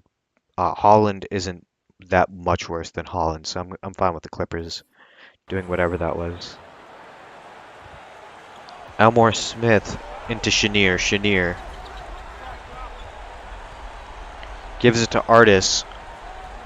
Artis, spin, fade away. He sinks it. Maravich. Guarded by Unseld because the Sonics are going small. Yeah, no. That's a killer match because Maravich isn't going to be able to score on Unseld. Holland, no good. Monroe to Maravich. Draws a foul on Unseld. Peck. Finds Chenier. Chenier. Attacking. It's good. Tie game.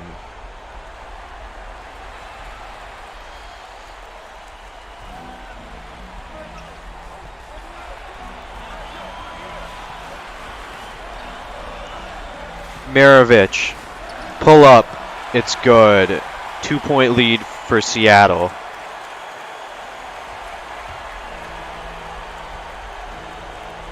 Hollins.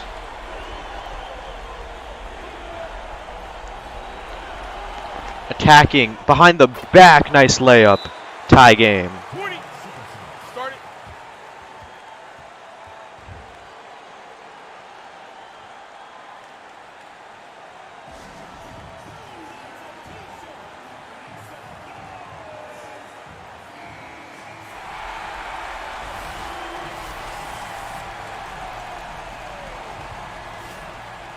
Wes Unseld with player of the game. Borwinkle inbound to Maravich. Looks like Coach Bill Russell is going to keep Borwinkle out there. Maravich just dribbling down the clock.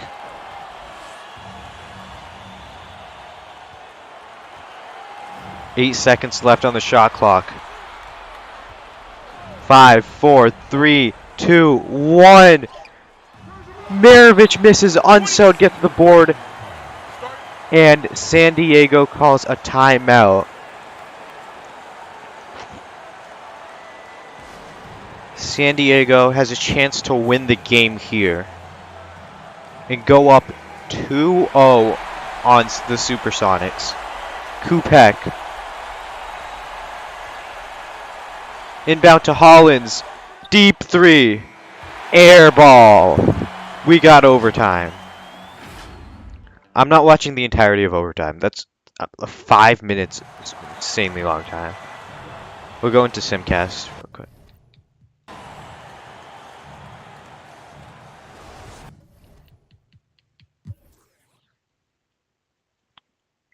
Clippers strike first.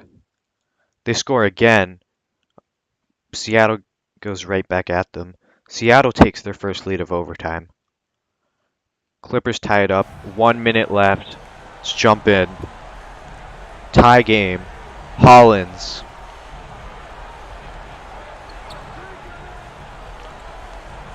Bill Russell switched onto him. Screen. Hollins steps out of bounds.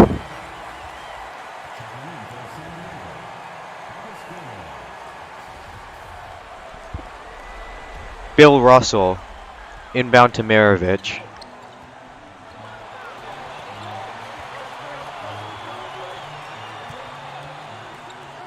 Maravich comes off the screen, and his feet, only a 2, but big time shot from Maravich there.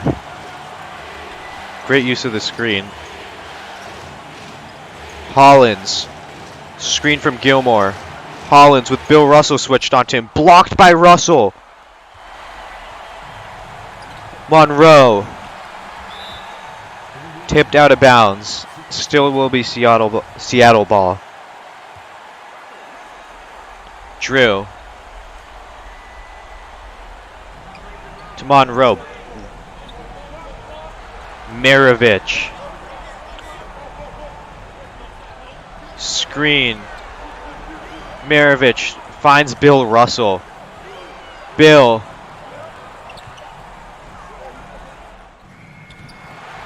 Washington, as the shot clock expires, hits the fadeaway. Seattle up by 4. San Diego probably needs to hit a 3 here, because no matter what, they need a quick score here, and they need to foul. A 3 makes it much easier. Let's see. Chenier for 3. No good. Gilmore is there for the putback. 2-point game. Seattle needs a missed free throw here. I mean, San Diego needs a missed free throw here.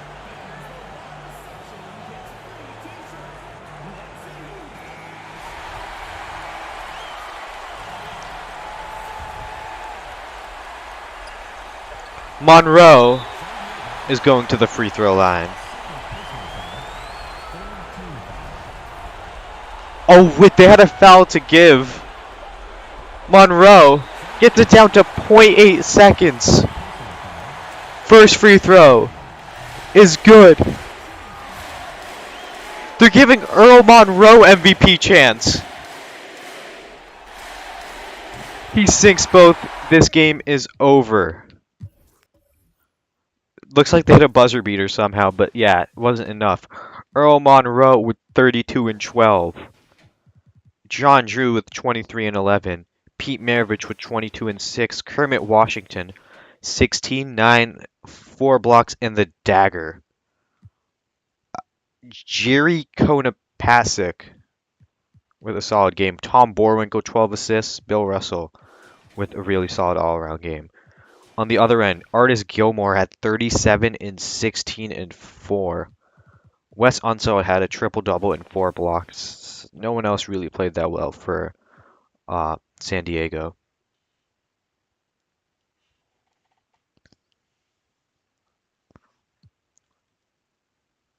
Apparently, Holland set a Clippers playoff record with 6 steals. Wait. Ooh. Billy Paltz, who D-King was hyping up, had 9 blocks and 4 steals in the last game. Interesting. Seattle ties it up 1-1. Okay, I don't want to watch this. Magic Sixers game 2. Let's see here. Philly, another convincing win. Philly goes up 2-0. Mavs Kings, no. Pistons Cavs game 3. Cleveland has a chance to go up 3-0 here. And they do. Cleveland has a 3-0 lead over Detroit. Wow. Kareem finally has a big-time scoring performance, but yeah, Walt Frazier played terrible. Truck Robinson only 10 points. Ron Boone completely locked up, and he fouled out in 21 minutes. Cleveland is just playing amazing basketball right now. Game 3 of Knicks Nets, and we have another close one here. This is probably a must-win game for the Nets. Oh wait, I should just check this real quick. Dandridge fouled out once again. Other end,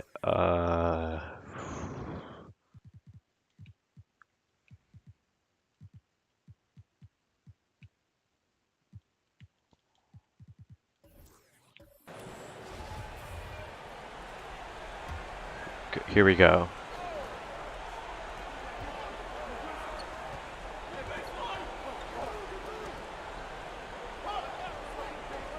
Hawes to Webster.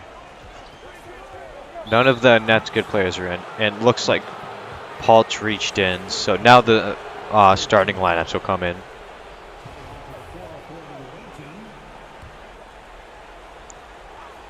Shelton inbound to White.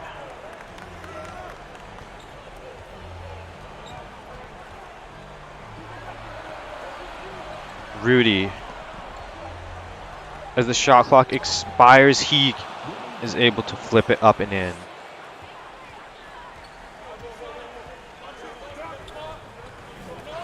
Whoa, Tiny tried a rapid pass. Goodrich is able to save it. And Gervin forces it in. Tie game. Timeout, timeout. Start it.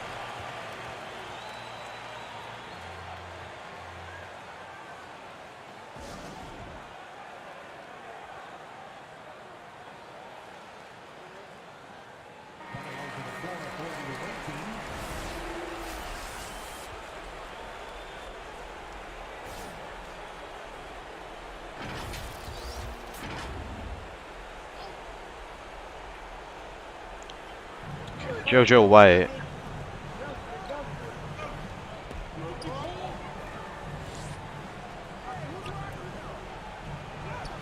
He forces it in at the rim. Pault inbound to Gervin.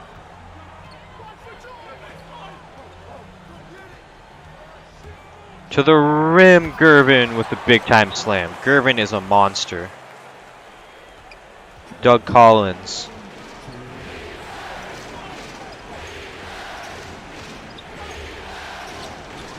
Collins can't get it to go. Reed with the board. Tiny.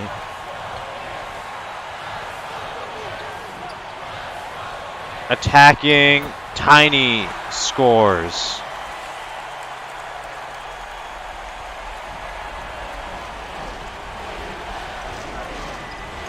JoJo. Swatted by Billy Paultz. Archibald. To Goodrich. Gervin fadeaway. It's good. 4-point lead for the Knicks.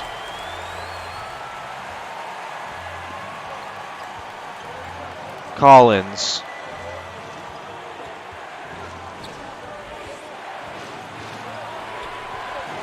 Tomjanovich.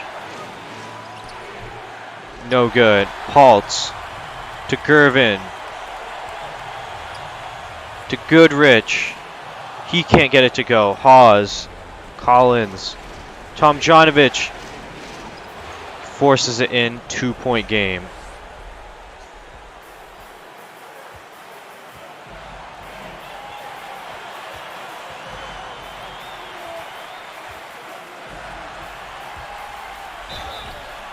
Gervin draws a foul.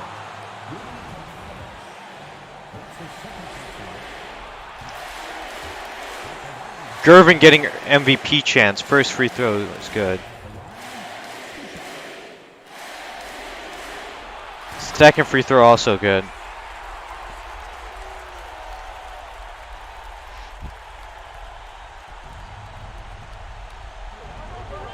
Yeah. First free throw good.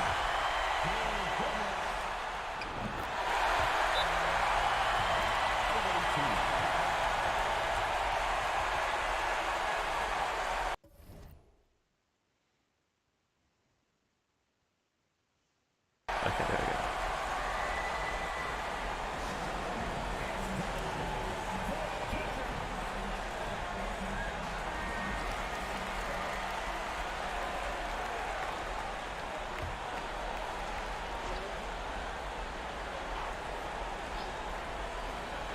JoJo White for 3. Oh my god! Cold-blooded 3. Wait, let me just make sure. Yeah, that was a 3. From JoJo White. Wow. Yeah, Tiny was way out of position. He's already shooting it. And I think he looked away before it even went in. Yeah, he looked away before it even went in. He did the Steph Curry thing. JoJo White. Goodrich fouled. I don't want to actually watch the free throw, so first is good. Second is also good. Nets. Oh, it looks like Doug Collins fouled out, actually. That's a blow. That's a big blow to the Nets. Webster to Hawes. Hawes to JoJo White. He's dribbling out the clock a lot. He hits the jumper, but it's a 2. That's not going to do much for them. They're fouled Goodrich again. He's just going to keep hitting his free throws. Oh, he missed the first. He makes the second, though. 4-point game here.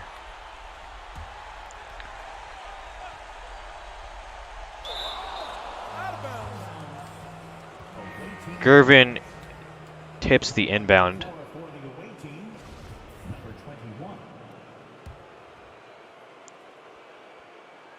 Inbound.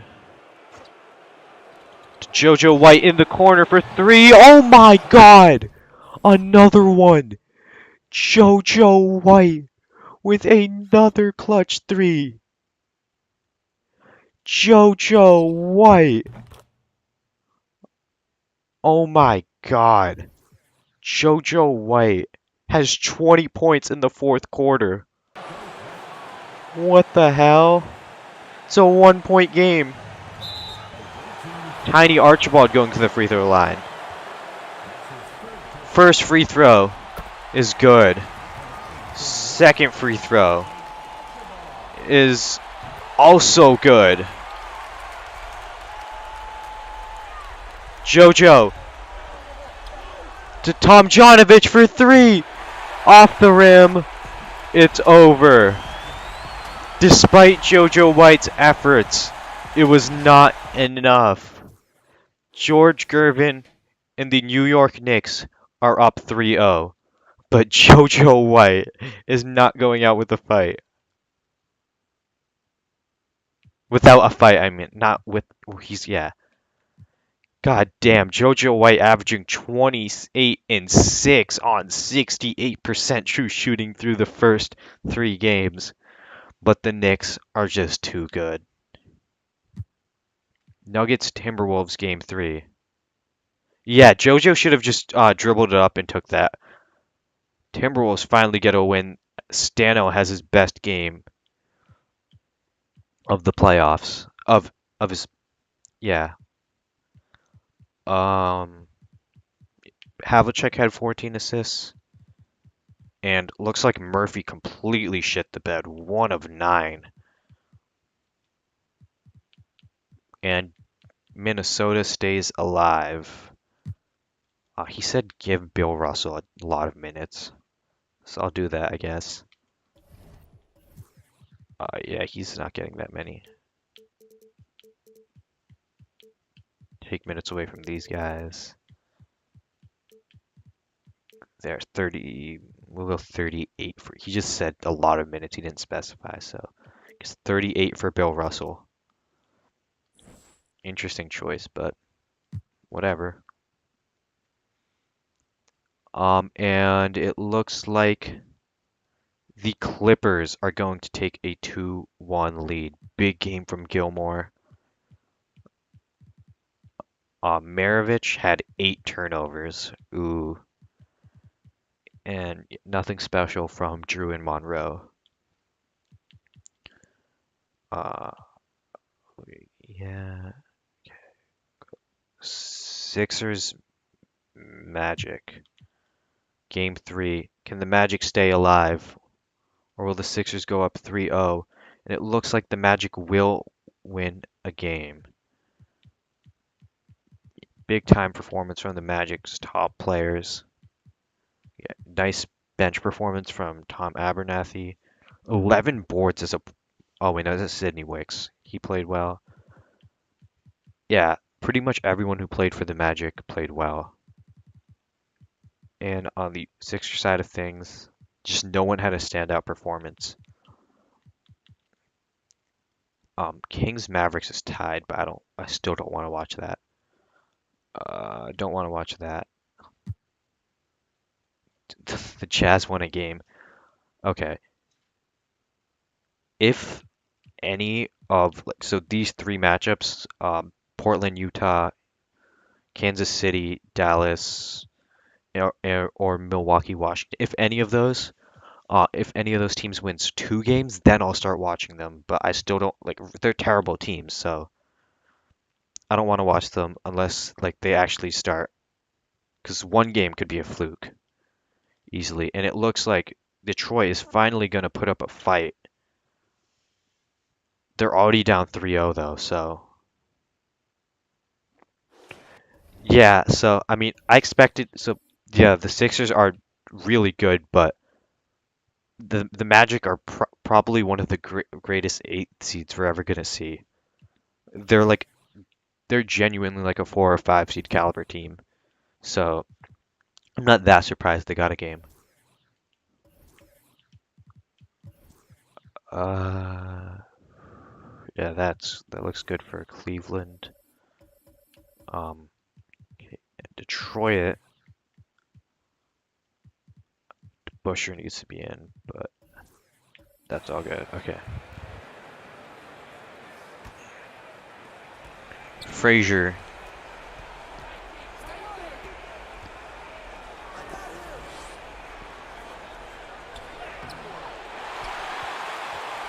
Gus Williams.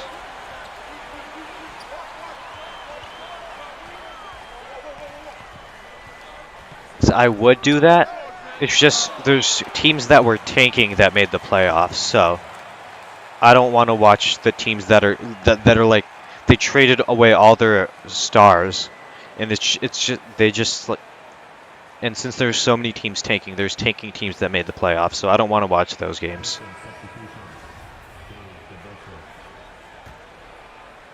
But like, so the only like matchup in the play-in that had a good team was the Magic. So I'll watch Magic and Sixers, but not any of the other play-in teams because they're all really bad.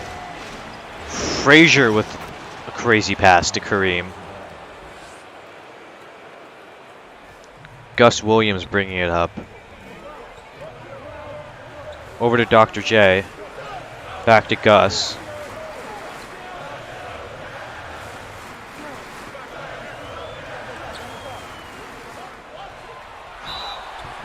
Gus draws the foul on Frazier. First free throw is good.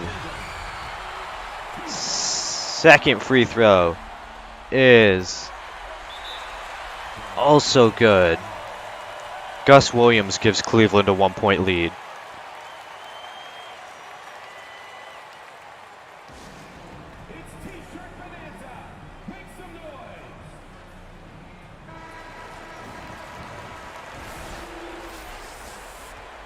Dr. J wins player of the game.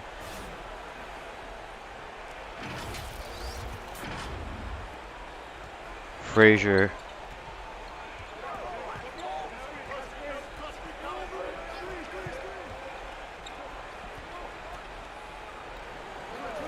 Kareem to the rim for the slam.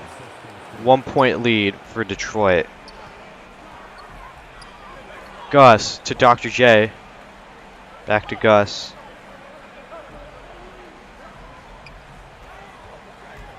I don't know what's going on right now. Dr. J gets wide open for a three. Oh, he was in front of the line. Wide open jumper from Dr. J. 1-point lead for Cleveland. McMillan blocks Kareem. Randy Smith finds Gus Williams. Blocked from behind by Frazier.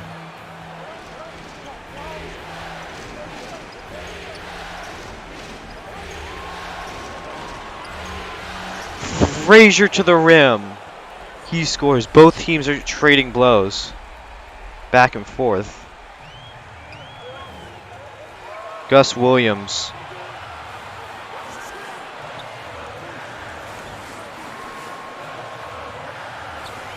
To Bantam.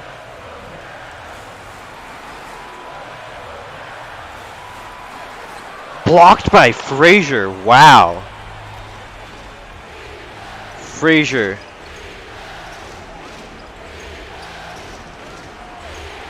Lob up to Kareem. 3-point lead for Detroit. McMillan bringing up the ball. What? Screen from Bantam. McMillan, what is happening here?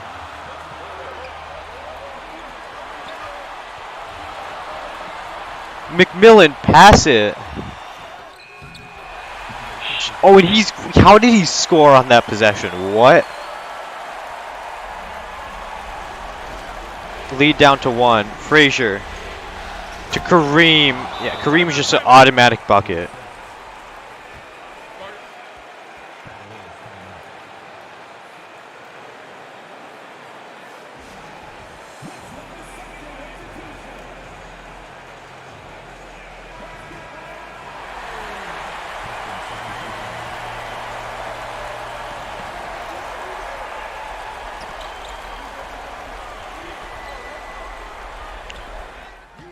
Gus Williams can't score in the post.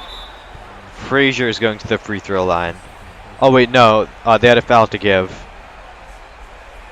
Kareem, interesting. Kareem going to the free throw line. I can't see the free throw. Kareem sinks the first. He sinks the second. Yeah. Pistons PNR is insane.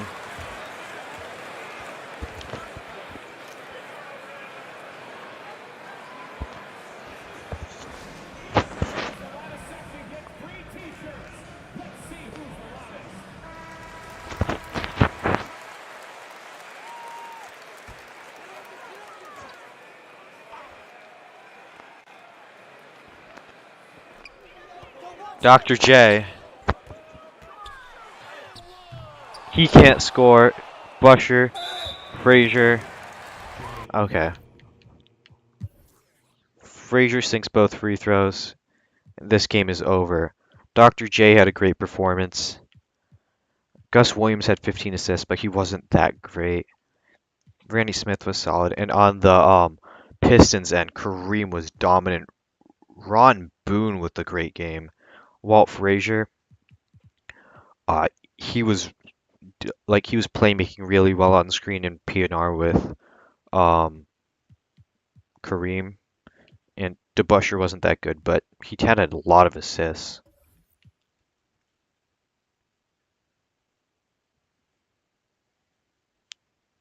So Detroit hangs on for another game. Okay, here we go.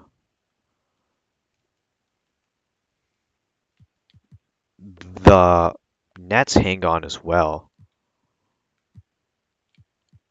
No one really had that great of a game, but I guess they just played good defense. Dandridge is really struggling in these playoffs. And so both the Nets and the Pistons avoid being swept, and no team will be swept in the first round. Nuggets Timberwolves game 4. And the Wolves tie it up 2-2. Sonics Clippers game 4. And Seattle ties it up 2-2. Bucks Bullets. Okay, yeah, the Bucks go up 3-1. Deking. Okay, so you're up 3-1 on the Nets.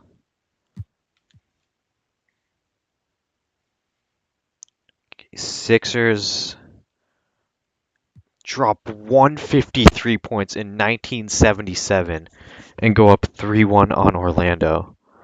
Wow. Just great production from almost every even Ernie DiGregorio only had 6 points, but 17 assists is wild. Yeah, Drazen Dalapagic. I mean, everyone on the Magic did what they usually do. Just the Sixers are dominant. Kings Mavericks. I don't really want to watch that. We'll see. Okay, so we'll start watching Portland, Utah, because apparently Utah is they won by 1 point and they've tied it up 2-2 against Portland, which is wild, but whatever. Can the Cavs put it away, or will the Pistons hang on for another one? The Cavs win in 5. Dr. J had a dominant series. Randy Smith played well. Dennis Johnson, Mike Bantam, Gus Williams shot really badly, but he played well. And Kareem played well, but just wasn't enough. And the MVP has been eliminated in round 1. Walt Frazier continues to shit the bed offensively. Okay, so the Cavs are the first team to make round 2. Knicks, Nets now. And oh my God. The Knicks score 7 straight and are now up by 1.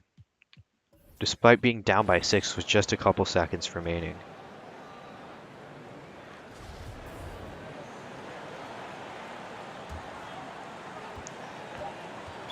Tiny Archibald is going to the line. First free throw is good. Second free throw is good. Wait, why isn't JoJo in the game? Oh, JoJo fouled out. Yeah, it's over. It's over for the Nets. Their three-point shooter is fouled out.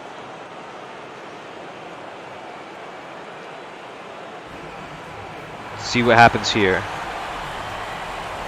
But it's not looking good for the Nets. Bob Dandridge wins player of the game. He has 21 points. Okay. Hawes. Inbound in the corner to Collins. Collins for 3. Oh my god. What is it with the Nets in hitting clutch threes? Doug Collins. What? JoJo White was hitting multiple contested threes last game, and now Doug Collins with 3. Tie game. What is happening with this Nets team, man? Every time there's a clutch 3, it goes in.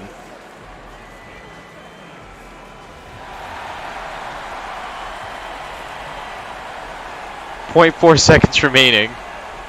Billy Paultz, Goodrich. Rims out. We got overtime. Doug Collins.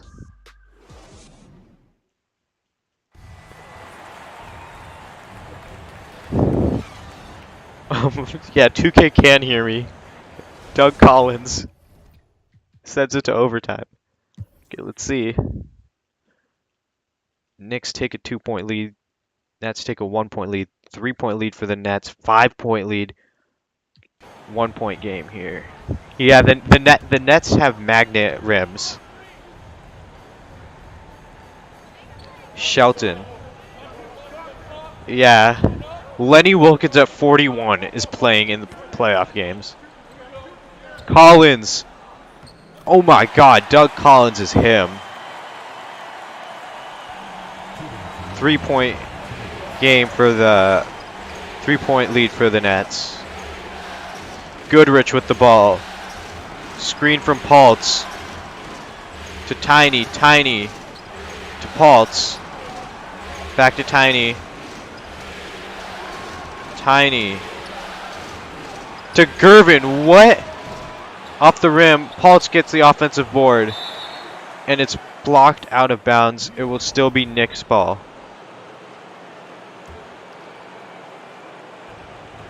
Tiny.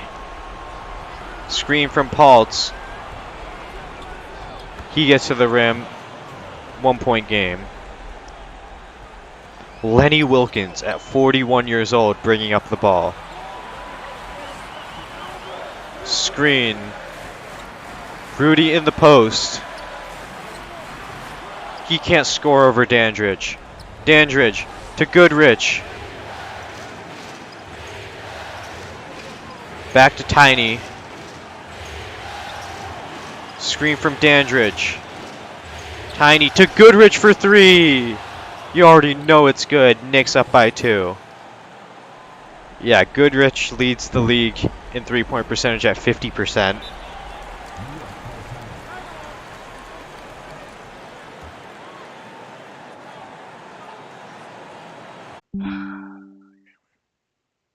Stream disconnected for a second. It's back up.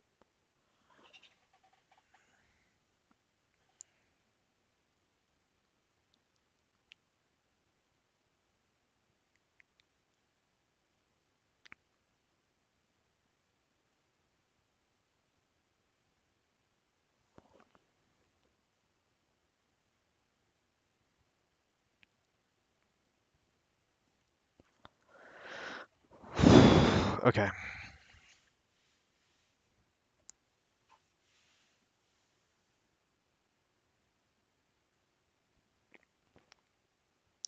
me just make sure it's good.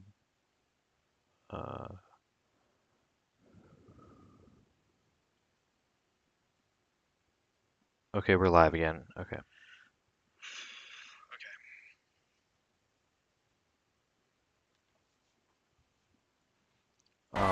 Jump back in. Tomjanovich.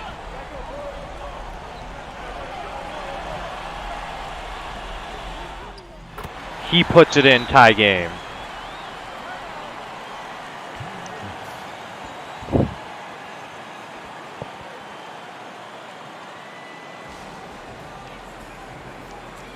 Yo.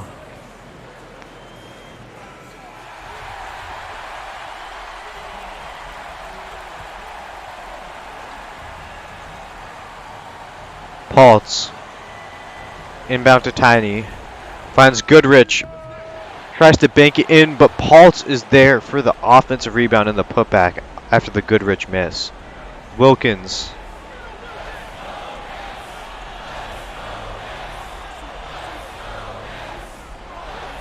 Dandridge steals the entry pass. To Tiny. Gervin in the corner.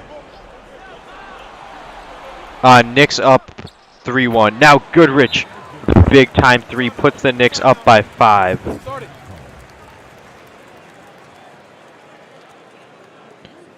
That might have ended the series. The Nets have to score here.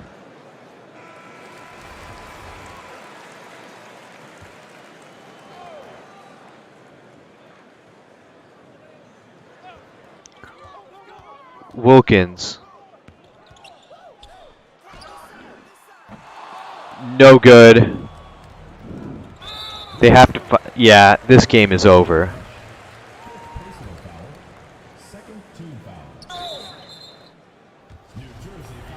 Tiny going to the free throw line. But I don't want to watch them because, okay, yeah, this series is over. Knicks win in 5.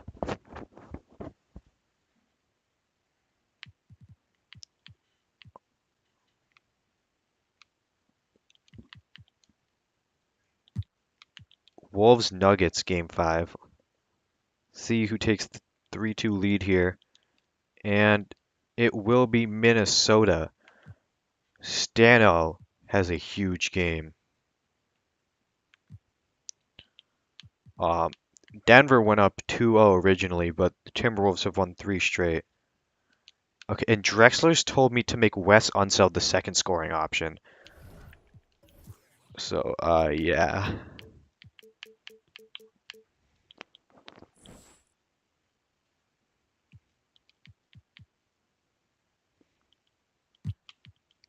See here. Oh wait, that was close. I should have jumped in. Whatever. Apparently, Wes Unseld as a second scoring option works. And there you go. San Diego takes a 3-2 lead on the Supersonics. Bullets Buck isn't close. Okay, here we go. Yeah, and the Bucks beat the Bullets in 5. Sixers have a chance to eliminate Orlando here. And they do. The Magic lose in 5. Yeah, no one really had like an outlier performance for the Sixers. They're just super deep and super good. The Magic just got outgunned there. And all of the Eastern Conference playoff matchups were 5 games. Interesting. Okay, here we go. Mavs Kings. No, I guess we have to do Jazz Blazers. The Kings get by the Mavericks in 5. Yeah, the Blazers win by 10. Nuggets T-Wolves. Wolves win 4 straight after going down 2-0, and they advance to the second round to take on the Kings. Sonics down 3-2 here. Yeah, I'll post them in Discord. And the Sonics force a game 7. Looks like Bill Russell had career high in assists. 14 assists for Bill Russell. I doubt that's his career high, but they said it's his career high, so. Wow. Bill Russell helps force game 7. Blazers, Jazz. Yeah, Blazers just kill the Jazz right there, and we have our first game seven. Clippers, Sonics, two teams that made a huge trade at the deadline, and it looks like the Sonics will advance. So I guess that like at least in this first year, the Sonics uh they will make the second round. Pete Maravich had almost he had 5 blocks. That's wild.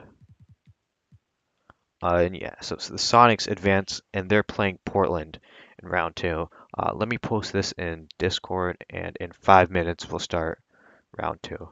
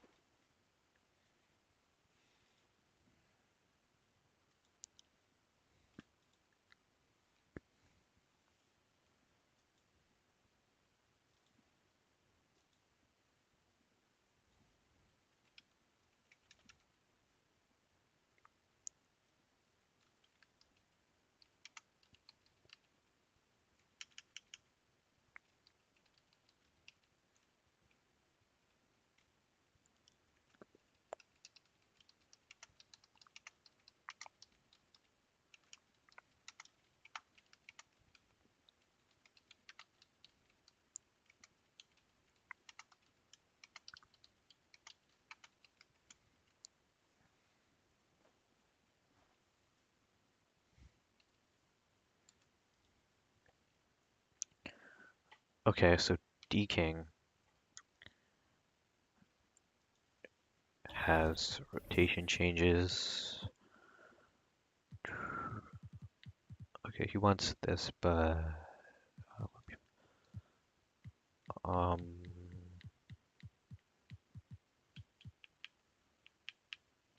Scott and Dandridge.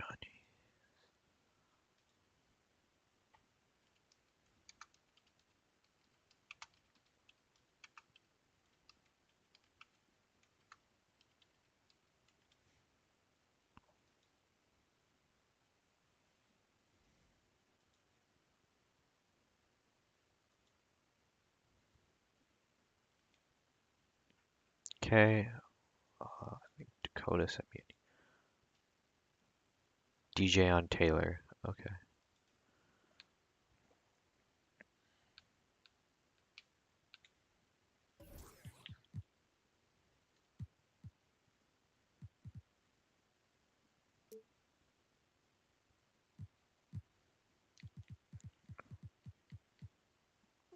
Uh, Taylor, DJ. Okay. See if anyone else. Okay, June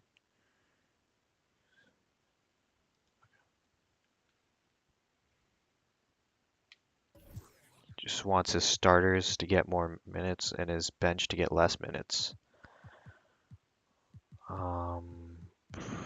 Okay, and,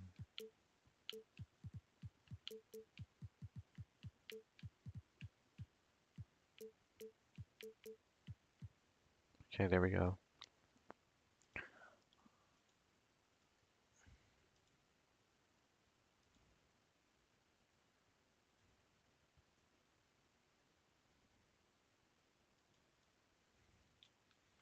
Um,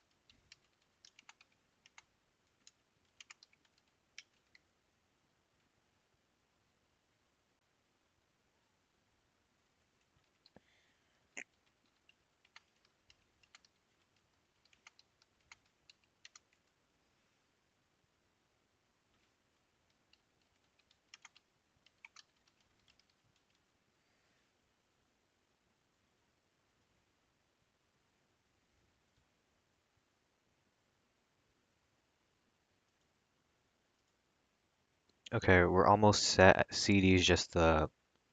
I'm just having a conversation with CD, and then we'll be ready to go.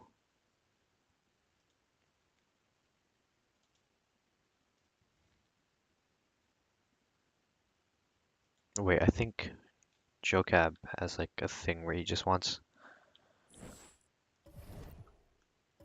Westfall to guard the best perimeter guy on the other team.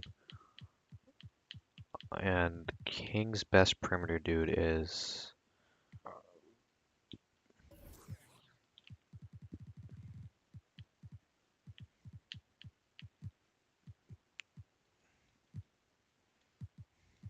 probably okay. He's already on him.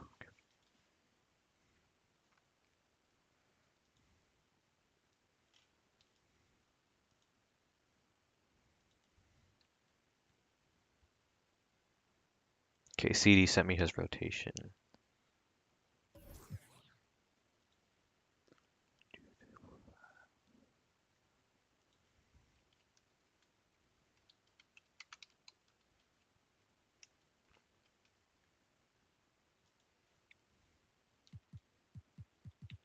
Want to go down to a 9-man.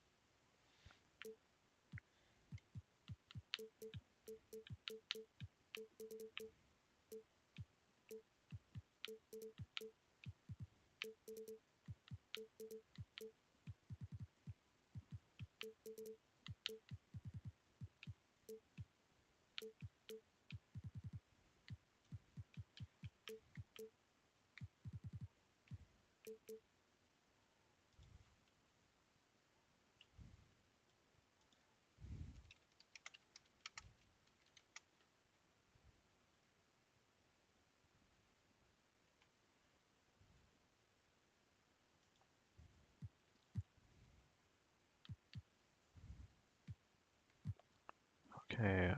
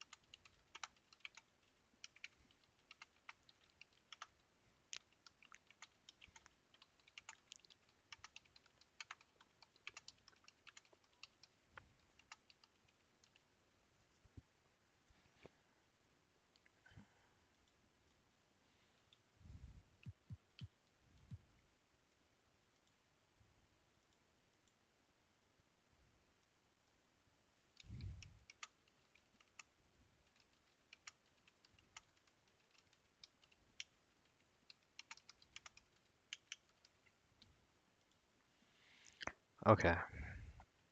Figured out CD's thing.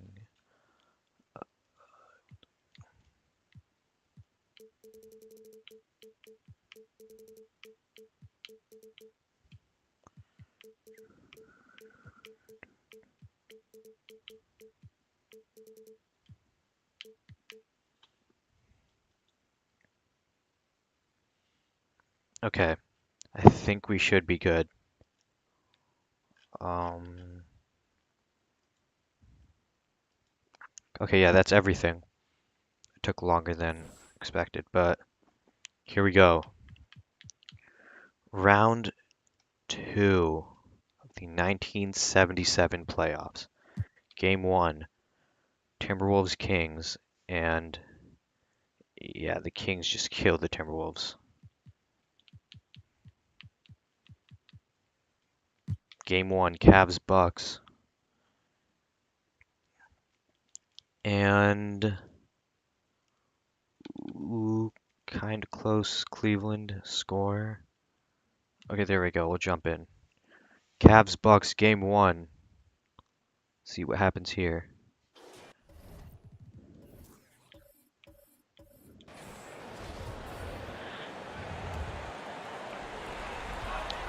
Taylor to Will Jones. In the post, he scores. Beatty inbound to Dr. J. Finds Gus Williams for the jumper. Back to a 3-point game.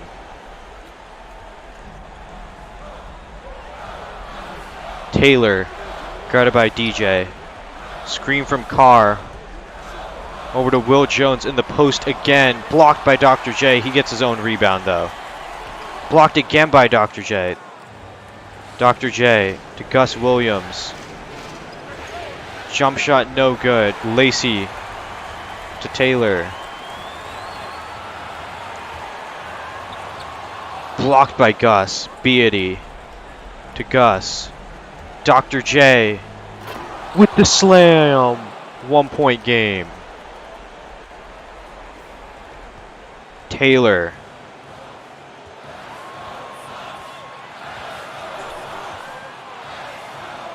Will Jones draws the foul on Dr. J.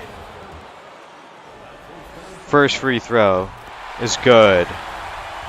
Second free throw is also good. 3-point game once again.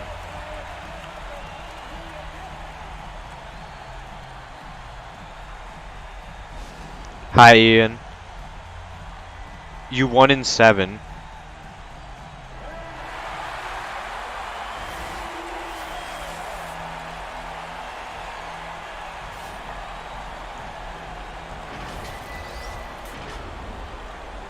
Irving.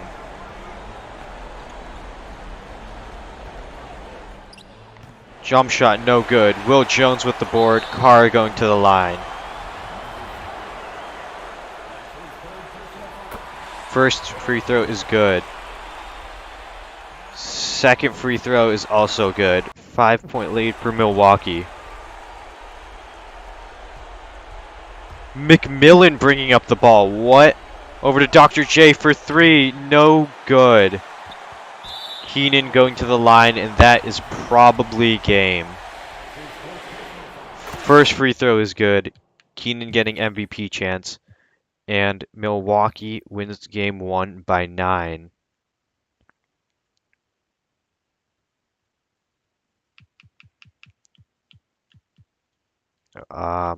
Sonics Blazers game 1. Let's see what happens here. And the Blazers with a 16-point win. Bobby Jones, really good game. Kevin Porter, good game. ML Carr, 21 and 16 boards. Kupchak with 20. On the Sonics end, Maravich was really good. Drew, Monroe, Borwinkle was good. But yeah, just not enough. And game 1 between the Knicks and the Sixers. Ooh, looked like New York was going to win it for a bit, but Philly came back. And now it's a 1-point game.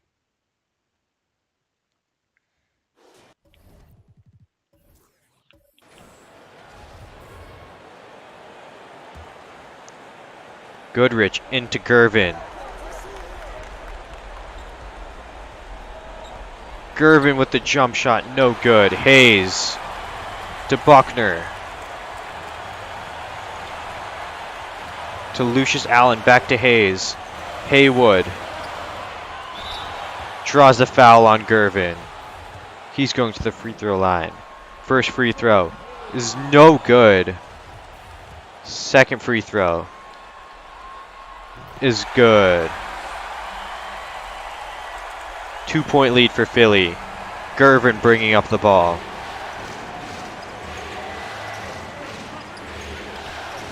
Takes the shot, no good. Nader to Williamson. Finds Ernie. DiGregorio. No good. Haywood with the offensive board. He draws another foul, going back to the free throw line. First free throw is good. Second free throw is also good.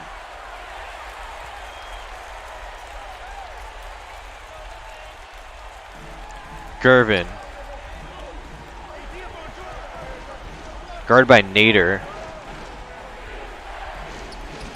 Blocked again. Williamson.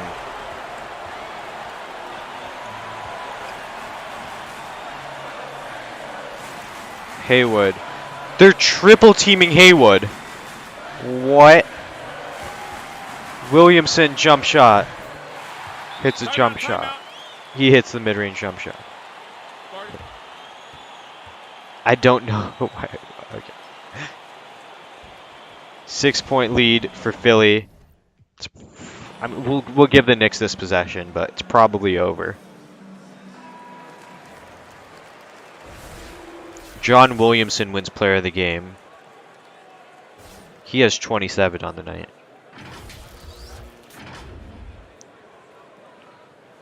Paltz.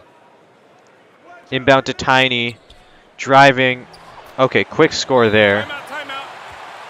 Philly calls a timeout. Start it. I don't know why they called a timeout. They were gonna get fouled no matter what. So. Gale has been hitting like so many clutch shots though, D King. Like Gale literally hit a game winner for you. He's hit multiple threes on. He's looked really good on screen. So I don't know, man. Ernie first free throw good. Second free throw good as well. Dandridge to Goodrich. Inbound to Gervin. Bringing it up to Paltz. Goodrich for three. No good. He finally misses. DiGregorio is getting sent to the free throw line.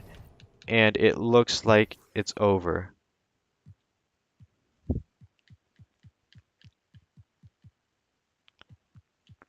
Both Goodrich and Scott not having great games. So, I guess it doesn't really matter who starts. And a rare game where Philly doesn't have a ton of players with 10 points. Williamson really carried their O. On the other end, Gervin finally has a bad game. Goodrich and Scott both didn't play well. Yeah, when you have three, like the Knicks have 5 good scorers, 3 of them didn't show up today. Philly takes game 1.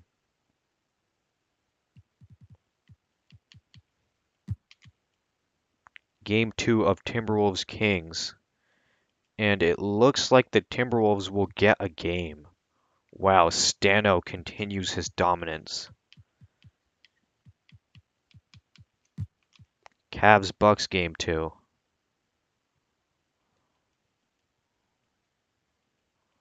Cleveland takes home game 2 and ties it up 1-1. Sonics Blazers. Ooh, looks kind of close. Ooh, Portland gets away with it. Bobby Jones with a monstrous triple-double, almost a 5x5. Maravich played well, Drew played well, Monroe played well, Bill, solid. Borwinkle, a rare high turnover game, 6 assists and 4 turnovers. That's very out of character for Borwinkle. Game 2 of Knicks Sixers. Again, looks pretty close. 3-point game with 1 minute remaining.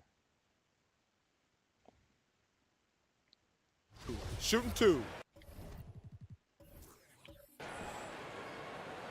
Ooh, Philly's at the... Williamson at the free throw line. First is good. Second is also good. Philly up by 5. Goodrich, inbound to Tiny. Tiny. To Goodrich. Goodrich driving. He gets it to go. 3-point game. Haywood to DiGregorio.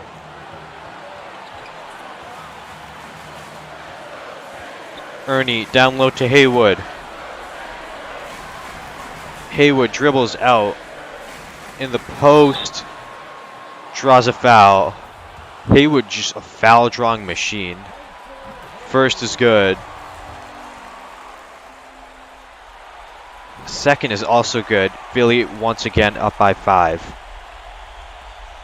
Goodrich. Step back 3. Oh my god. Oh wait, his feet were on the line. It's only a 2.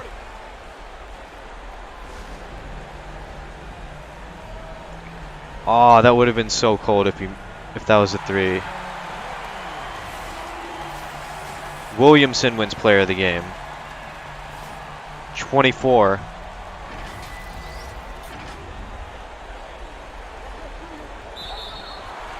DiGregorio is going to the line. First free throw is good. Second free throw is also good. 5-point game.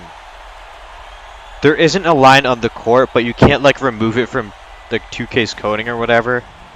So like technically there are still threes, even though this court doesn't have a line. Yeah, there's a line in the game, but not on the court. Gervin to Archibald. Goodrich can't hit the jumper.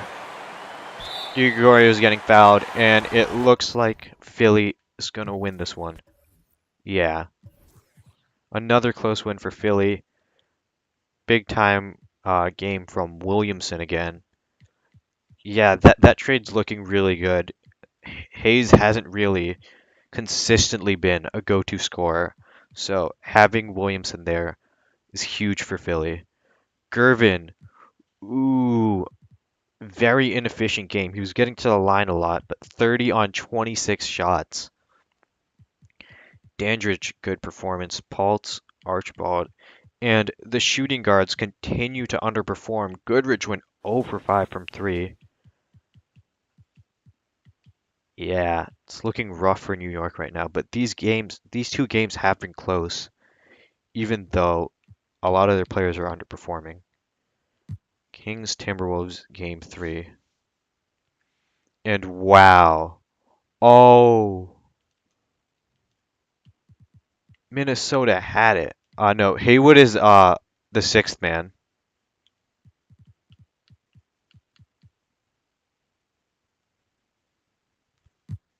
Wait. Yeah, Minnesota had it for most of that game.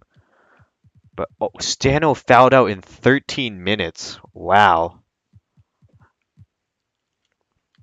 He's fouled out of 2 games in the playoffs already.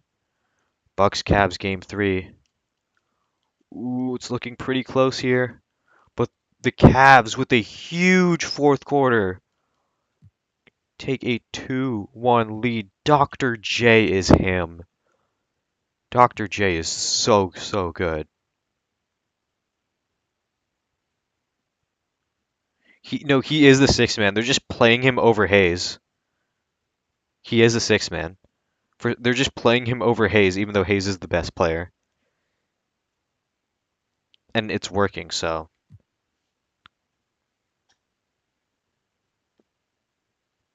Gus Williams, big time game as well. Randy Smith,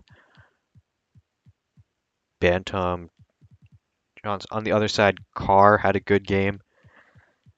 Yeah, Dr. J. Blazers Sonics game 3. Okay, Dandridge on Haywood. Okay. Uh, Seattle made it close, but not close enough at the end. Bobby Jones and the Blazers go up 3-0. Okay, so Haywood on or Dandridge on Haywood. Okay. Oh, the Sixers are the first team. Yeah, I am. Okay. Uh,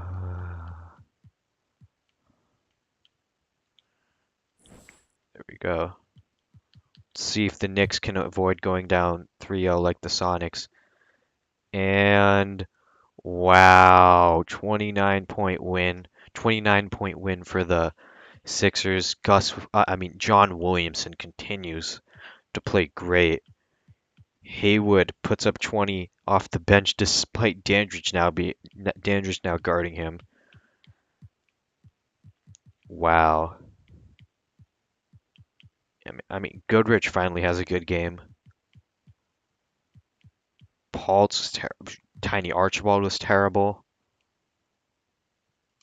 3-0 win. Philly takes a 3-0 lead over the Knicks. Kings Timberwolves game 4. Ooh, close one. 1 minute 36 seconds to go. See what Stano can do when he's being guarded by Bill Walton.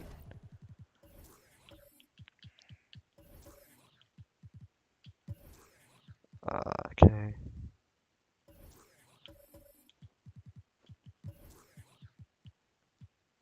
Oh, whoa. Okay. know what? No. Yeah, no, they'll fix that by themselves. Okay, whatever.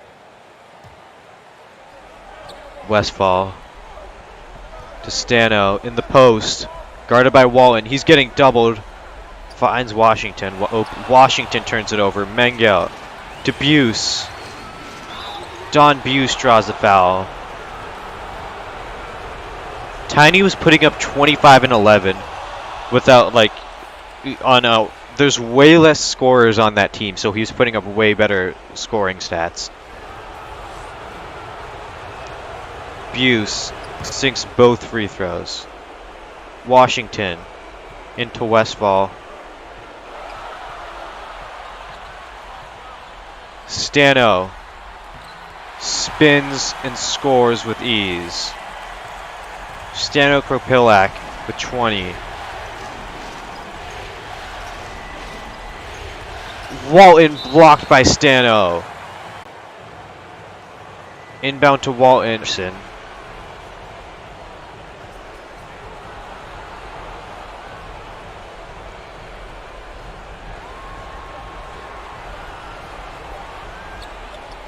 Henderson with the bucket.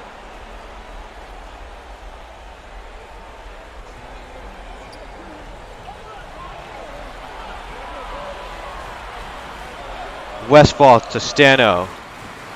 In the post. Back to Westfall. He lost his dribble. Out to Fly Williams. Screen from Stano. Fly. Shot clock violation. Kings ball up by 4.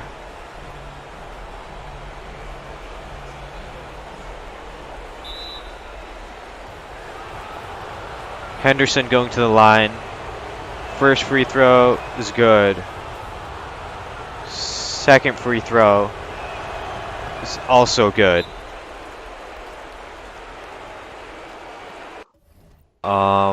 Okay.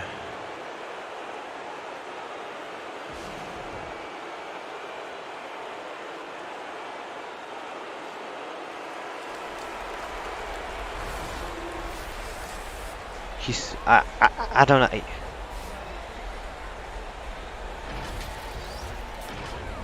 Yeah. Okay, Minnesota down by 6. They really need to score here. Or they'll go down 3-0 most likely. 3-1, I mean. Bristow to Westfall. Way too much time coming off the clock here, man. Fly Williams. Post fade with one hand, it doesn't even go. Yeah, this game is over.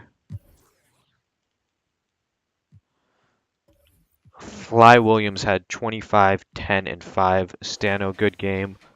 Westfall, 9 turnovers. He's been averaging Walt Frazier level turnovers in these playoffs, man. Walton with a solid game. Chet Walker with a pretty big game there. And Kansas City goes up 3-1 on the Timberwolves. Bucks Cavs game 4. Cleveland with the chance to go up 3-1. And they will. Austin Carr, big game. Same with Keenan, but Cleveland, terrible game from Taylor. He has Dennis Johnson on him, and it looks like DJ is doing a great job.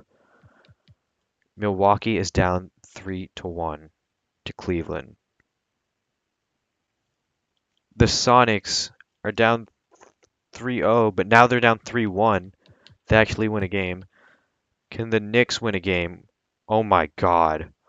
Oh my God. Philly drops 155 in a sweep. John Williamson with 47 on 18 of 22 from the field, 7 of 7 from the free throw line, 4 of 4 from 3. Gervin finally has a good game, but Williamson is just on another level. I want to see what Williamson put up in this series because he was killing them game in and game out.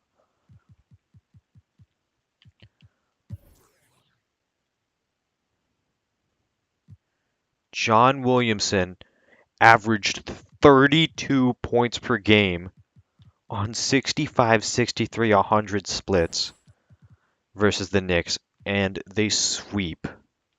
Wow. Sixers are going to the conference finals. Kings Wolves game 5, and the Kings advance as well. Walton with a 30-point triple-double. Issel, great game. Willie Wise, 21 off the bench. And Stano has a great game, but yeah. Kings are going to the conference finals as well. Okay. Let's see. Yeah, John Williamson is insane, man. Can the Bucks survive, or will the Cavs close them out? The Cavs pull away in the fourth quarter like they have in every game. Dr. J, 38, 9, and 10. 5 blocks. Randy Smith, 33, 8, and 6. Bantam with 24. Gus Williams, 14, and 10. DJ, Keenan. Yeah, it's just not enough, man. Cleveland, after being the 8th seed at the trade deadline, is now going to the conference finals. What a turnaround. The Cleveland's literally just the IRL Celtics. Like, I mean, they obviously didn't get to the 2 seed like the Celtics, but I mean, they started off like a really talented team was underperforming for the first half of the year. And now they completely turned it around in the second half, and they're having great playoff success. Cavs are going to the conference finals. Wow. And the last second round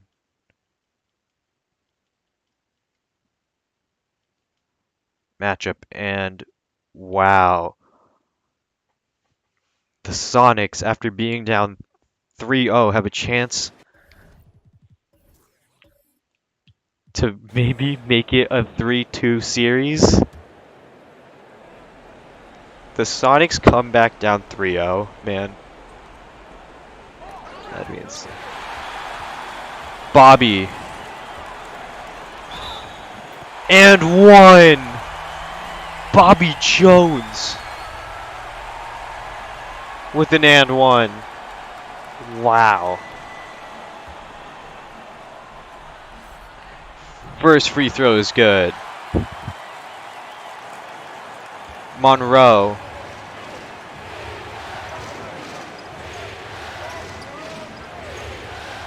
Over to Maravich. Pete. Oh, he broke his ankles. He broke his ankles. Pete, you saw him stumbling? Pete Maravich has Ward stumbling. What? Pete Maravich is so cold. Pete Maravich had Ward stumbling. Wow. I need to get that screenshot. Wow.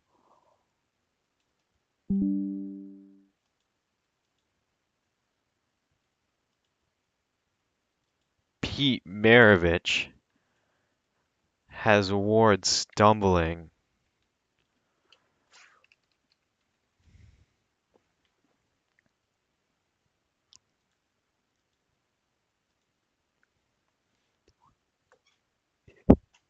Pete Maravich, man. And he gets the assist. Porter. Screen from Connor. Porter. Ooh! With the greatest defender of all time on him. Porter hits a reverse. Maravich. Jump shot, no good. Ward with the board.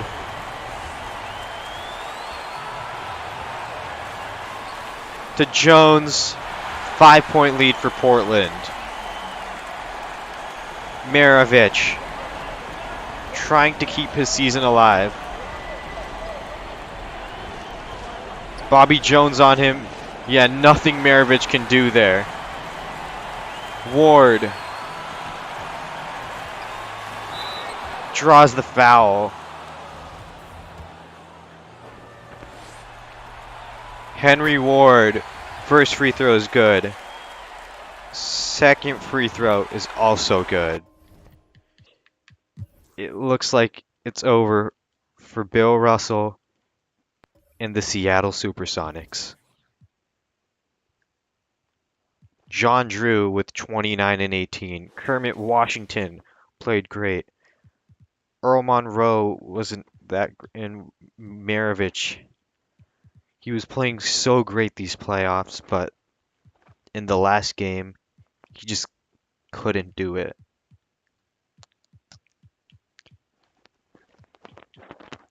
This Sonics team was super fun, but now they're gone. And we have our conference finals matchups. Portland versus Kansas City, Philly versus Cleveland.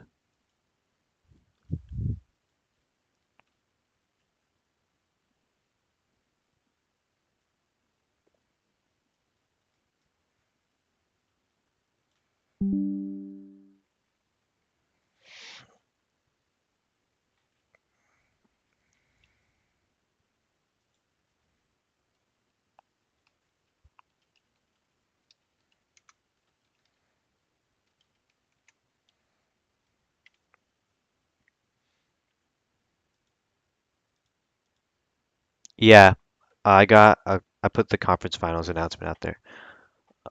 Send line adjustments and stuff. DJ on Williamson.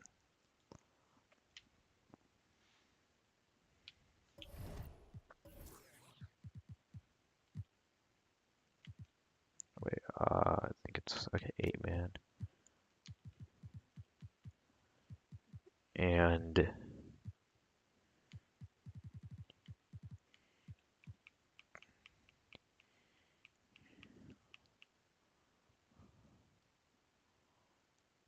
the Cavs are Dakota.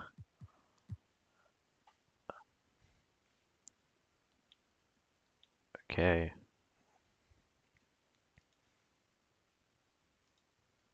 Who else is Karam and June?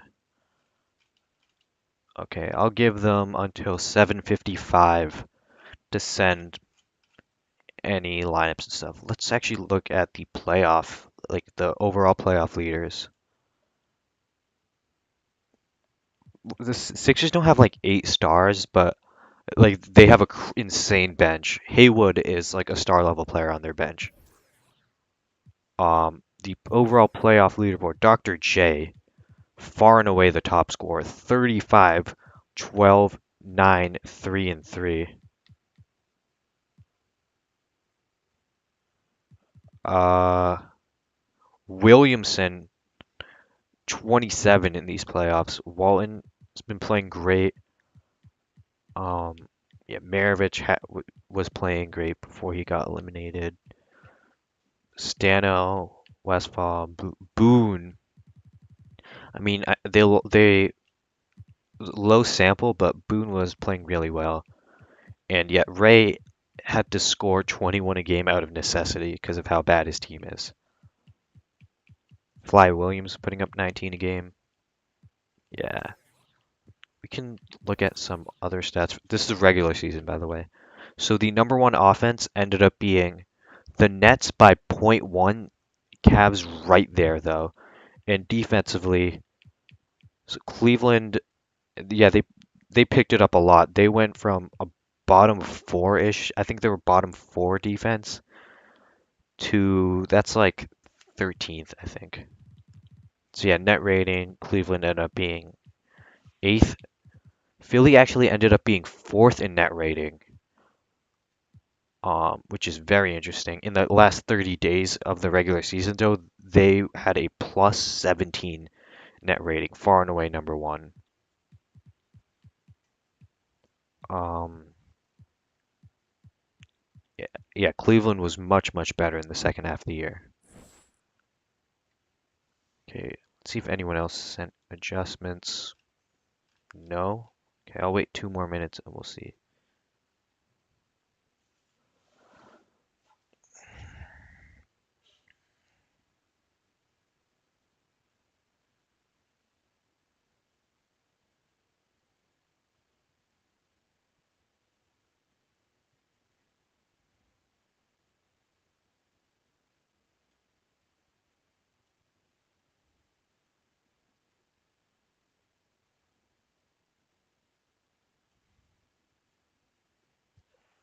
Okay, doesn't look like June, um,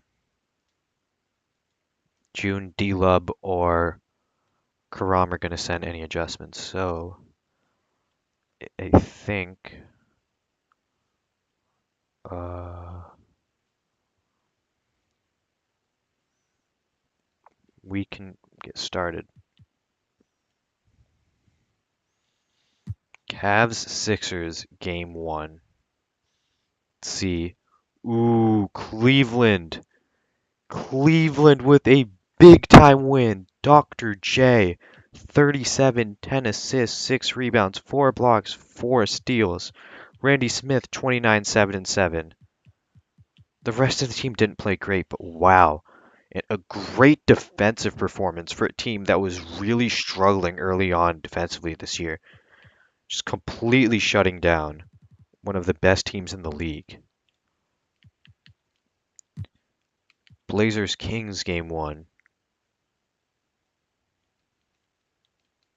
Looks like Portland is gonna run away with it. ML Carr, big time game. Bobby Jones, Kupchak, Porter, Connor. Okay, and yeah, the Kings got great production out of their top guys, but not much from their bench.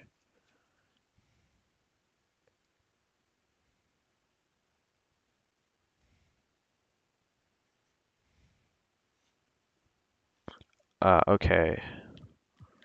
Cavs Sixers game 2.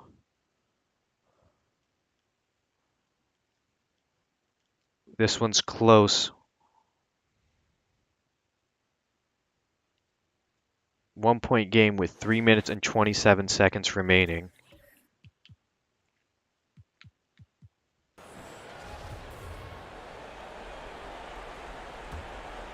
Game 2 of the conference finals. Bantam to Gus Williams.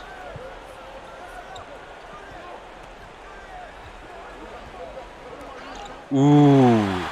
Randy Smith was cutting, but Haywood, quick hands, gets the steal. Williamson and one in transition. Big time bucket from John Williamson. Dr. J's getting subbed out for Dennis Johnson. It's a really dumb decision.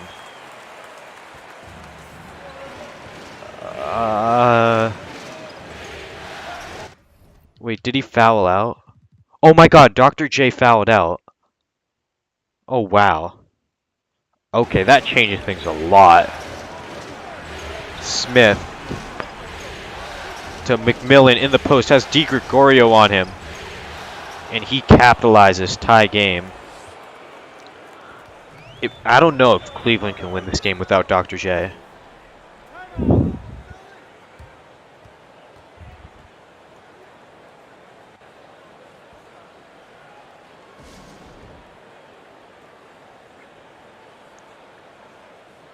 The stream been going for 3 hours, 20 minutes, man. Wow. Dr. J wins player of the game despite fouling out. Inbound to DiGregorio.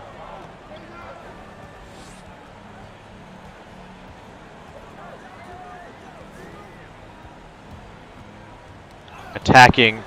Out of bounds. It'll stay Sixers ball.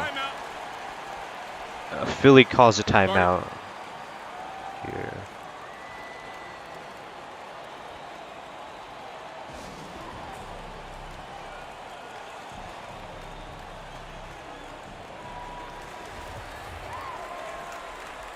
Okay, tie game here.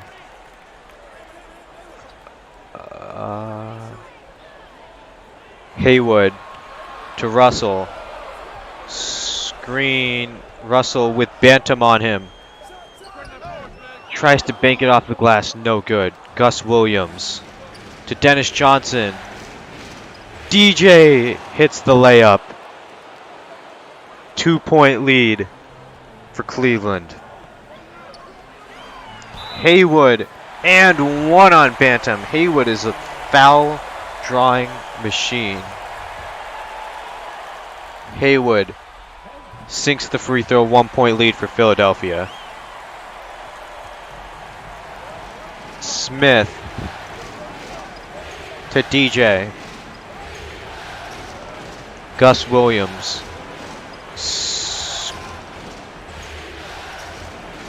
Randy Smith.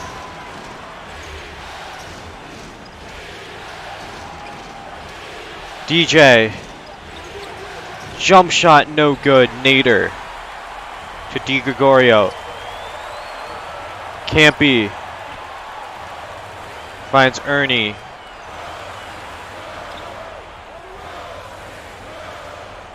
Haywood. Oh my God. Haywood.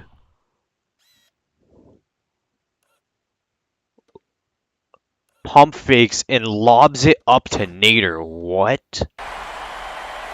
Great pass by Haywood. Gus Williams. Blocked. Blocked again by Haywood. Still Cavs ball. Gus.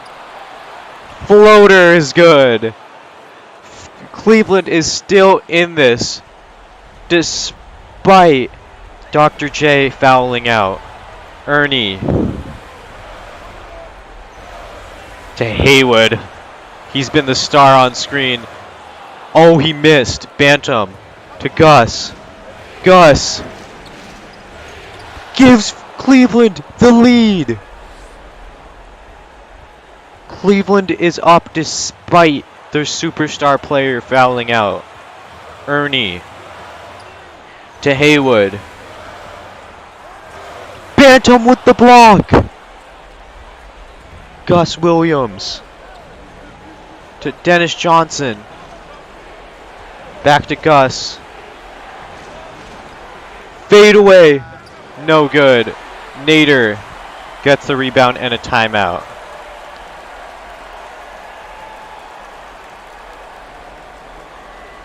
See what Billy Cunningham and the Sixers are going to cook up here.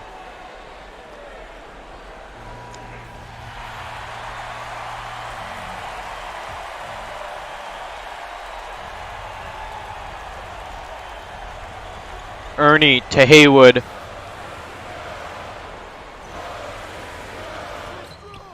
Bantam, great defense. He gets the rebound. Bantam.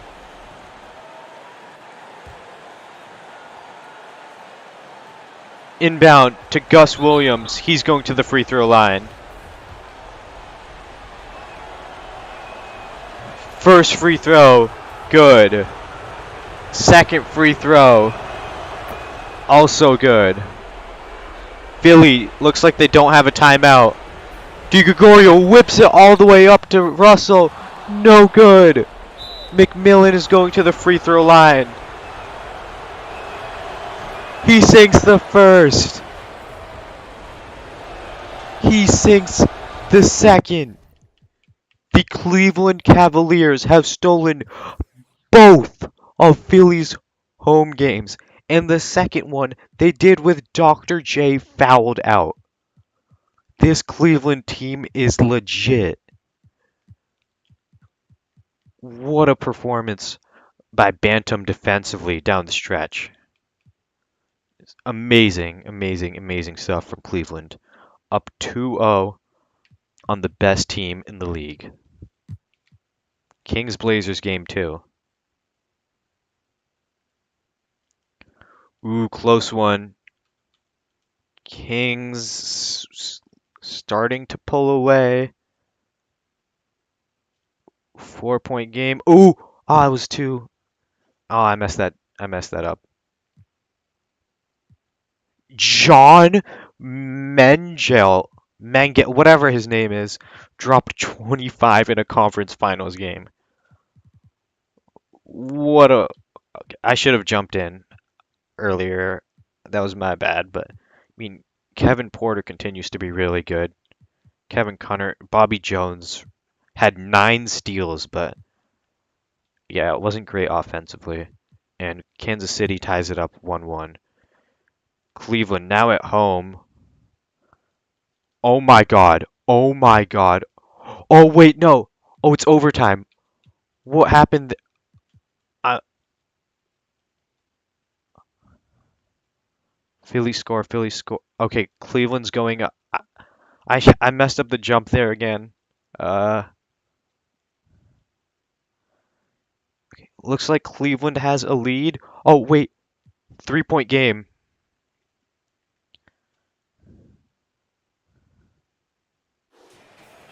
It's Cleveland ball though. Wow, okay, I've been messing up the jumps. I have to stop doing that. Gus to Dr. J. Dr. J back to Gus. To Dr. J.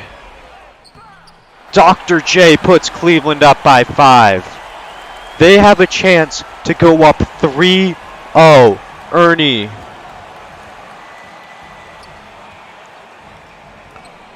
Blocked by Gus. What? Gus Williams. The monster block.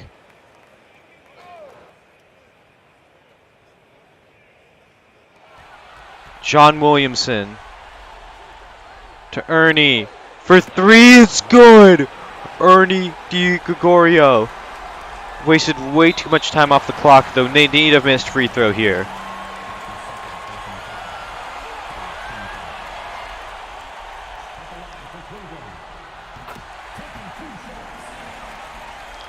One second, my mom's calling me.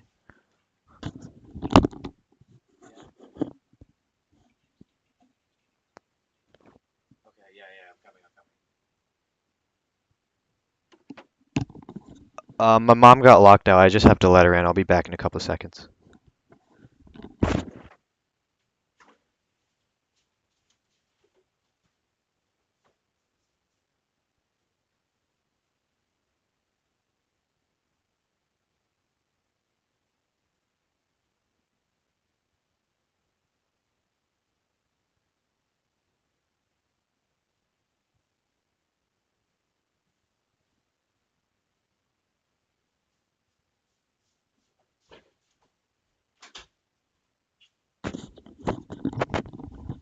Okay, I'm back.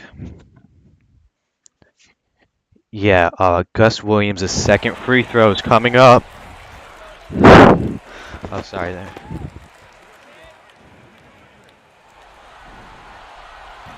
He misses! Nader! Williamson has to take... It rims out! And the Cleveland Cavaliers go up 3-0 on the Philadelphia 76ers. Oh my god, Dr. J 31, 23, and 10. Gus Williams 27 and 10. DJ 23, Randy Smith triple-double. Mike Bantam 17, Tom McMillan 14, even Beatty had 10. Lucius Allen had a really good game, Nader, but yeah, Philly they just get edged out by Cleveland. Cleveland is 1 game away from the NBA Finals. Kansas City just murders Portland there. Dr. J set a rebound record for Cleveland. And Cleveland will sweep the Sixers. What? The 63-win Sixers have been swept. Let's watch the trophy presentation. I don't know if there's a trophy presentation, but like, I'm pretty sure there's like some kind of thing for conference finals. Dr. J with the steal. Oh my god. Dribbling down the clock.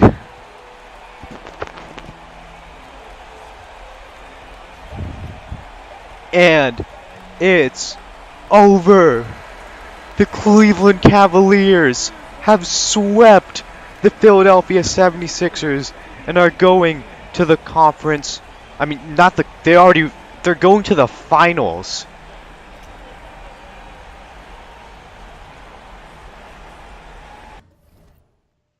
Okay, let me get. I'll try and get the screenshot quickly.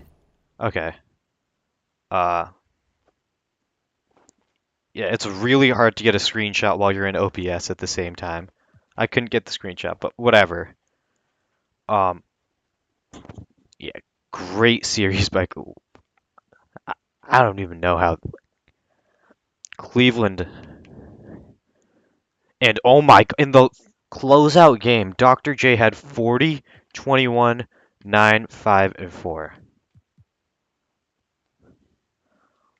This man is just the best player in the world. Like Kareem's not even. I don't think Kareem's close anymore. Yeah, and John Williamson, he was playing great. I think he just like ran out of gas. Or I mean, actually no. Um, uh, Dakota put Dennis Johnson on John Williamson, so looks like he was struggling with that matchup a bit. Yeah, I mean this Sixers team was amazing, but Dr. J is just on a mission right now. Okay, let's see what happens here. Will it be Walton or will Bobby Jones and Portland be up? No. Dan Issel and Walton and Buse and great games. Bobby Jones has 45, and yet they still lose. Kansas City up 3-1. And the Kings have done it. The Kansas City Kings, Bill Walton and the Kansas City Kings are going to the NBA Finals.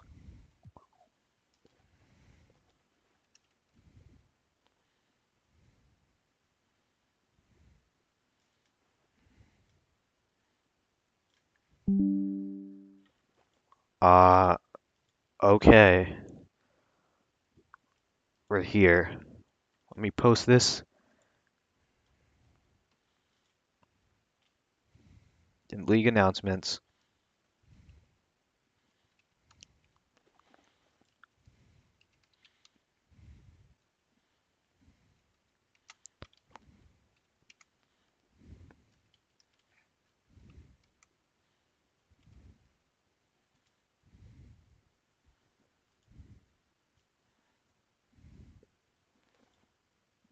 Okay.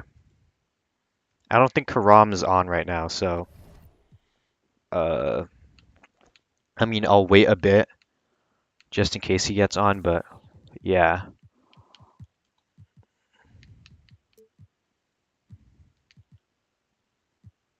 And DJ on Buse.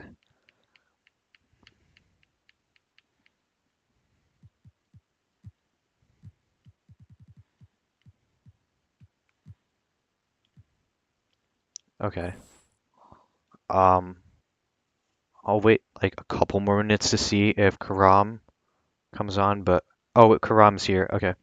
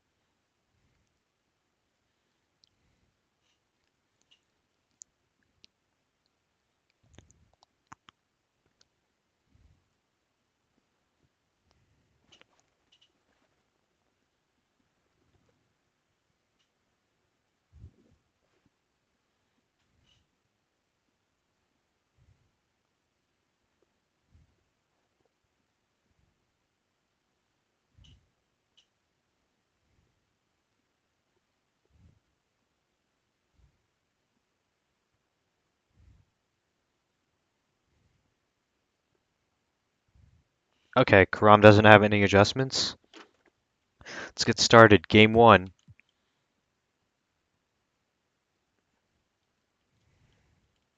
Cleveland, a big time win. Dr. J with another 5x5. 37, 11, 8 assists, 8 steals, 5 blocks in the NBA Finals. Oh my god, man. Dr. J. Bill Walton almost has 20 assists, but it doesn't matter. Dr. J is just too good. Game 2. He's on a mission. Dr. J, 35, 13, 9 assists, 7 blocks. 29, 8, and 11 for Randy Smith. Good games from Gus Williams and Dennis Johnson. Yeah, Walton just can't do it. 2-0 lead for Cleveland. Game 3 in Cleveland. Ooh, we got a close one here.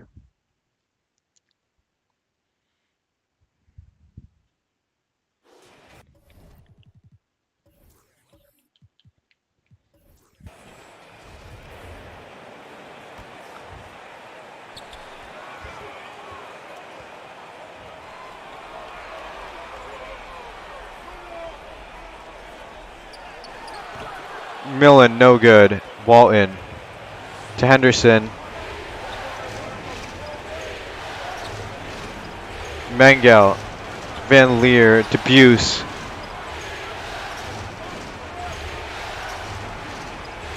Buse, tough layup. 5-point lead for Kansas City.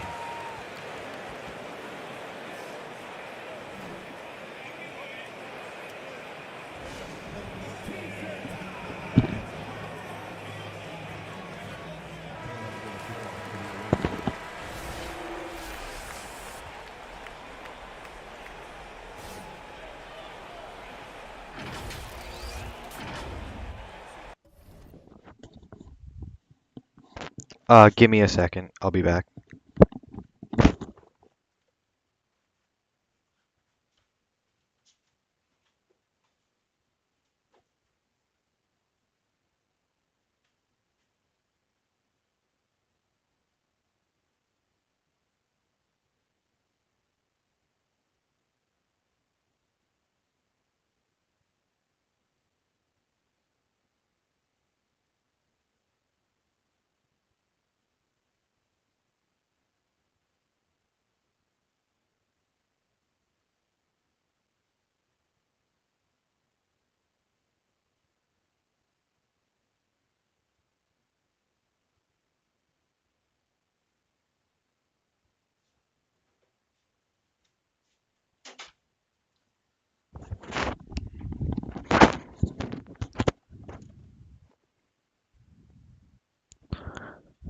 Okay, I'm back. Oh, okay, I'm back. Let me just make sure my mic is good. Okay. Dr. J to Gus Williams. Stolen by Walton.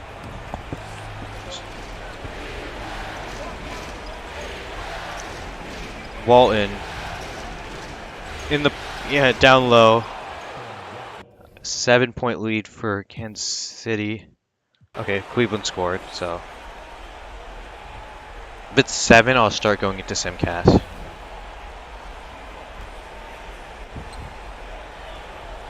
Actually, if it's 7 with the ball, okay, I shouldn't have Simcast that.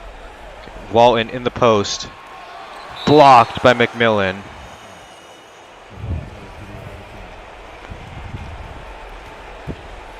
Chet Walker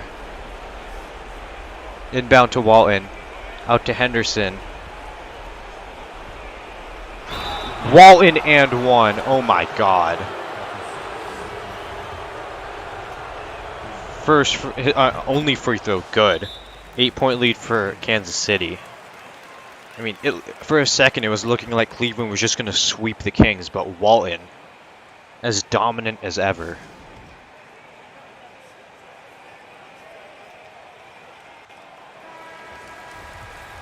Cleveland doesn't score here. We're going into Simcast.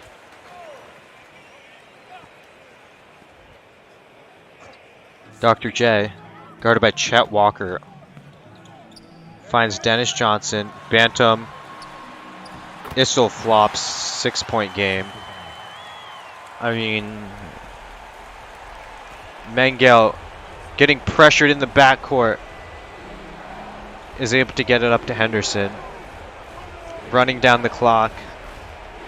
Ooh. Yeah, it's over. 8-point lead. Walton had a 32-point triple-double. Looked really good on screen there. Issel 31. Dr. J finally comes back down to earth, and that for him is a 25-point triple-double.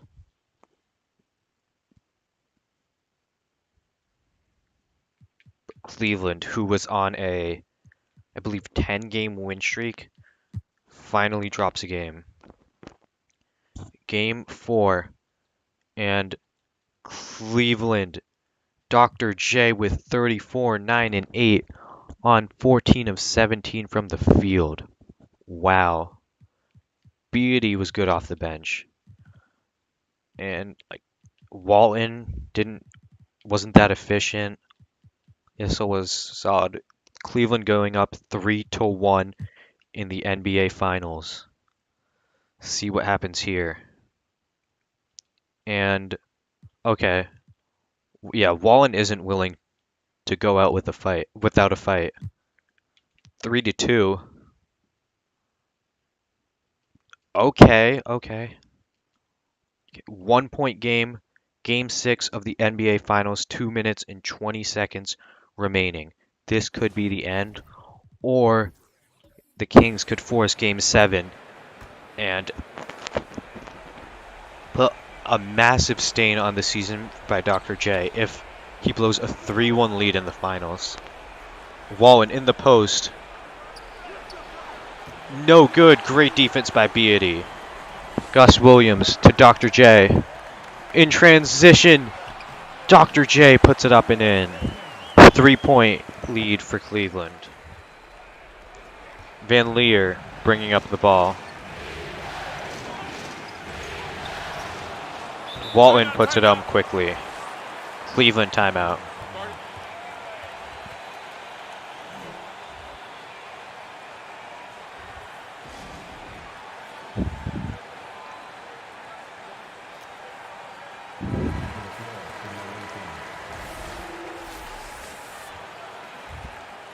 Dr. J wins player of the game. He only has 25, but I mean, that's still good. Gus to Randy Smith. Cleveland back up by 3. Henderson.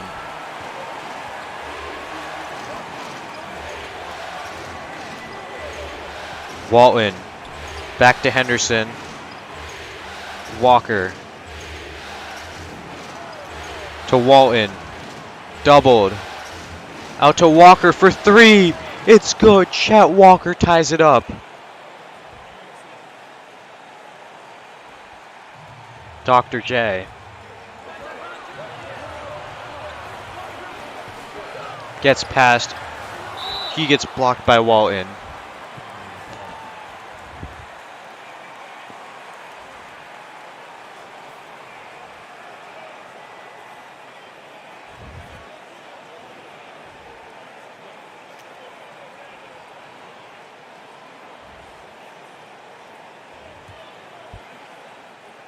McMillan. Inbound to Bantam. Gus Williams now has the ball. Randy Smith. Ooh. Oh my God, Randy Smith.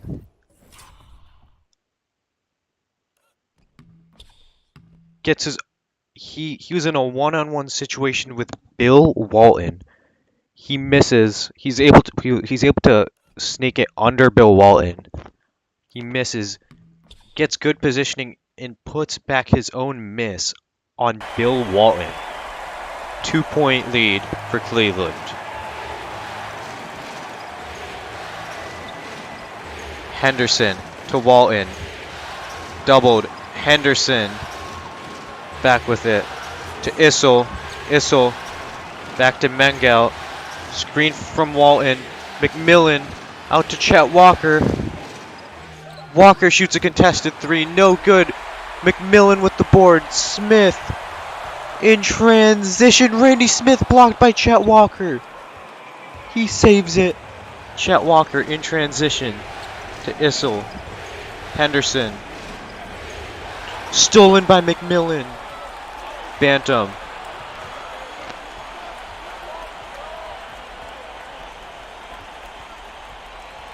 Dribbling down the clock. Bantam to Dr. J with the 4-point lead. Cleveland has a 4-point lead, 12 seconds to go in the NBA Finals.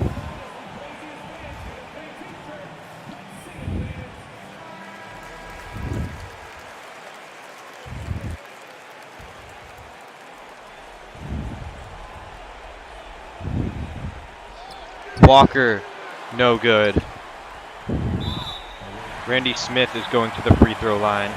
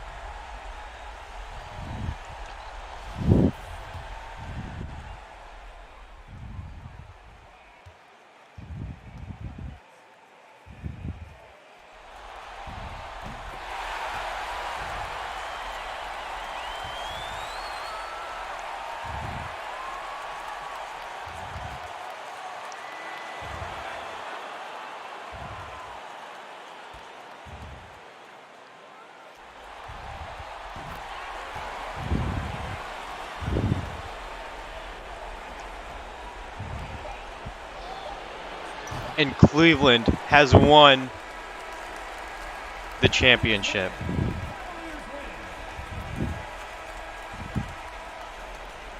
I'm gonna actually get the screenshot this time.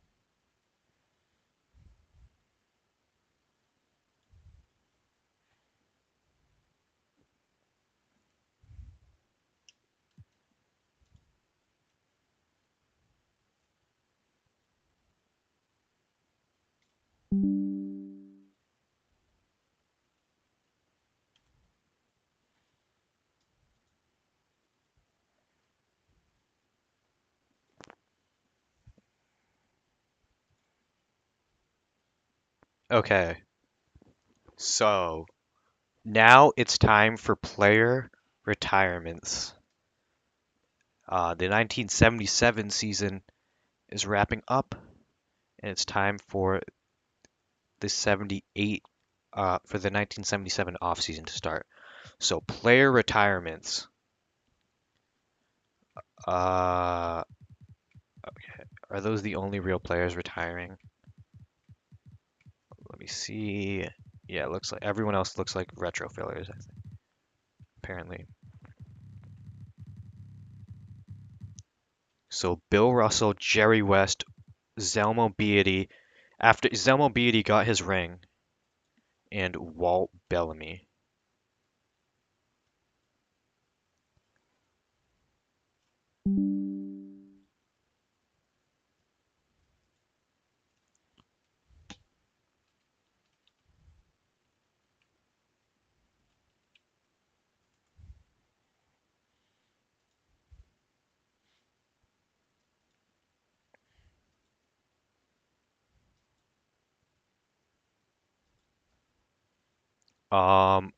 Okay, so I believe Beatty and Bellamy will join the coaching pool now.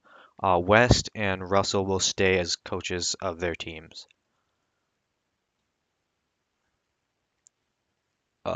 Staff retirements. Okay, these guys, they don't matter. League meetings. Okay, so let me ask Joe Cab.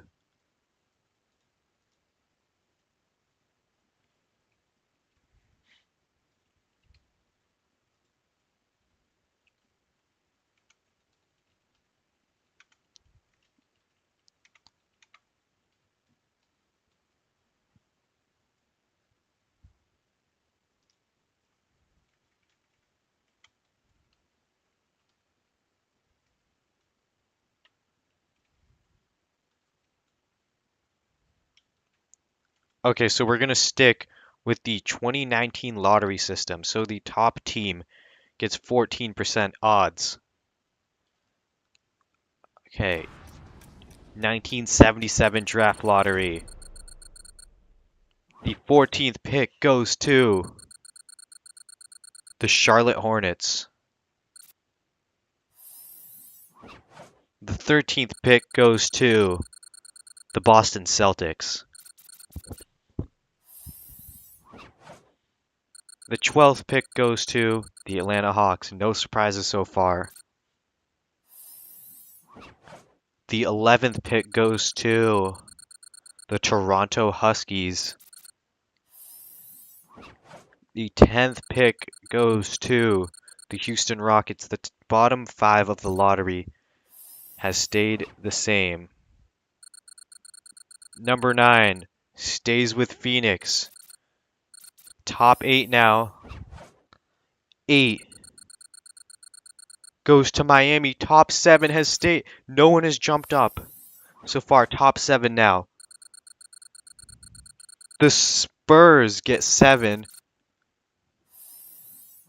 Nothing changed so far. Pacers stay at 6. Oh my god. There's no changes. What? The Lakers projected 4. Oh my god, the Lakers are in the top 3. No, no, no, no, no. Braves fall to 4. Oh no, the Lakers are in the top 3. The Lakers are in the top 2. Warriors get this third pick. Lakers are in the top 2. The Lakers get the second pick. The Lakers get the second pick. And the Bulls get the first overall pick.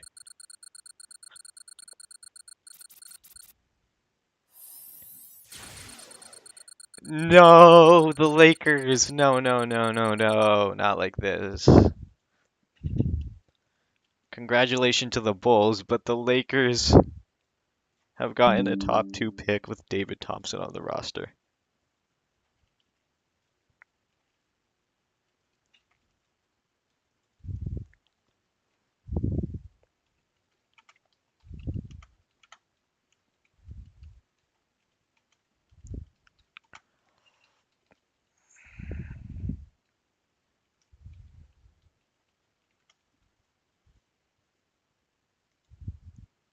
The Lakers have the second pick. Uh-oh. Uh-oh.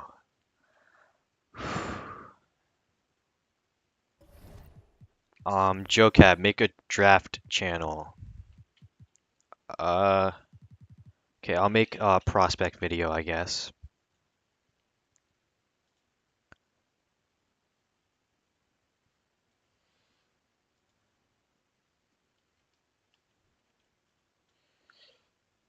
Okay, there is a draft channel. I'm gonna end this stream and start, and I'll drop a prospect video, okay? Almost a 4-hour stream. It's a great stream. It crashed once, but it came back immediately, so hopefully the VOD is good, but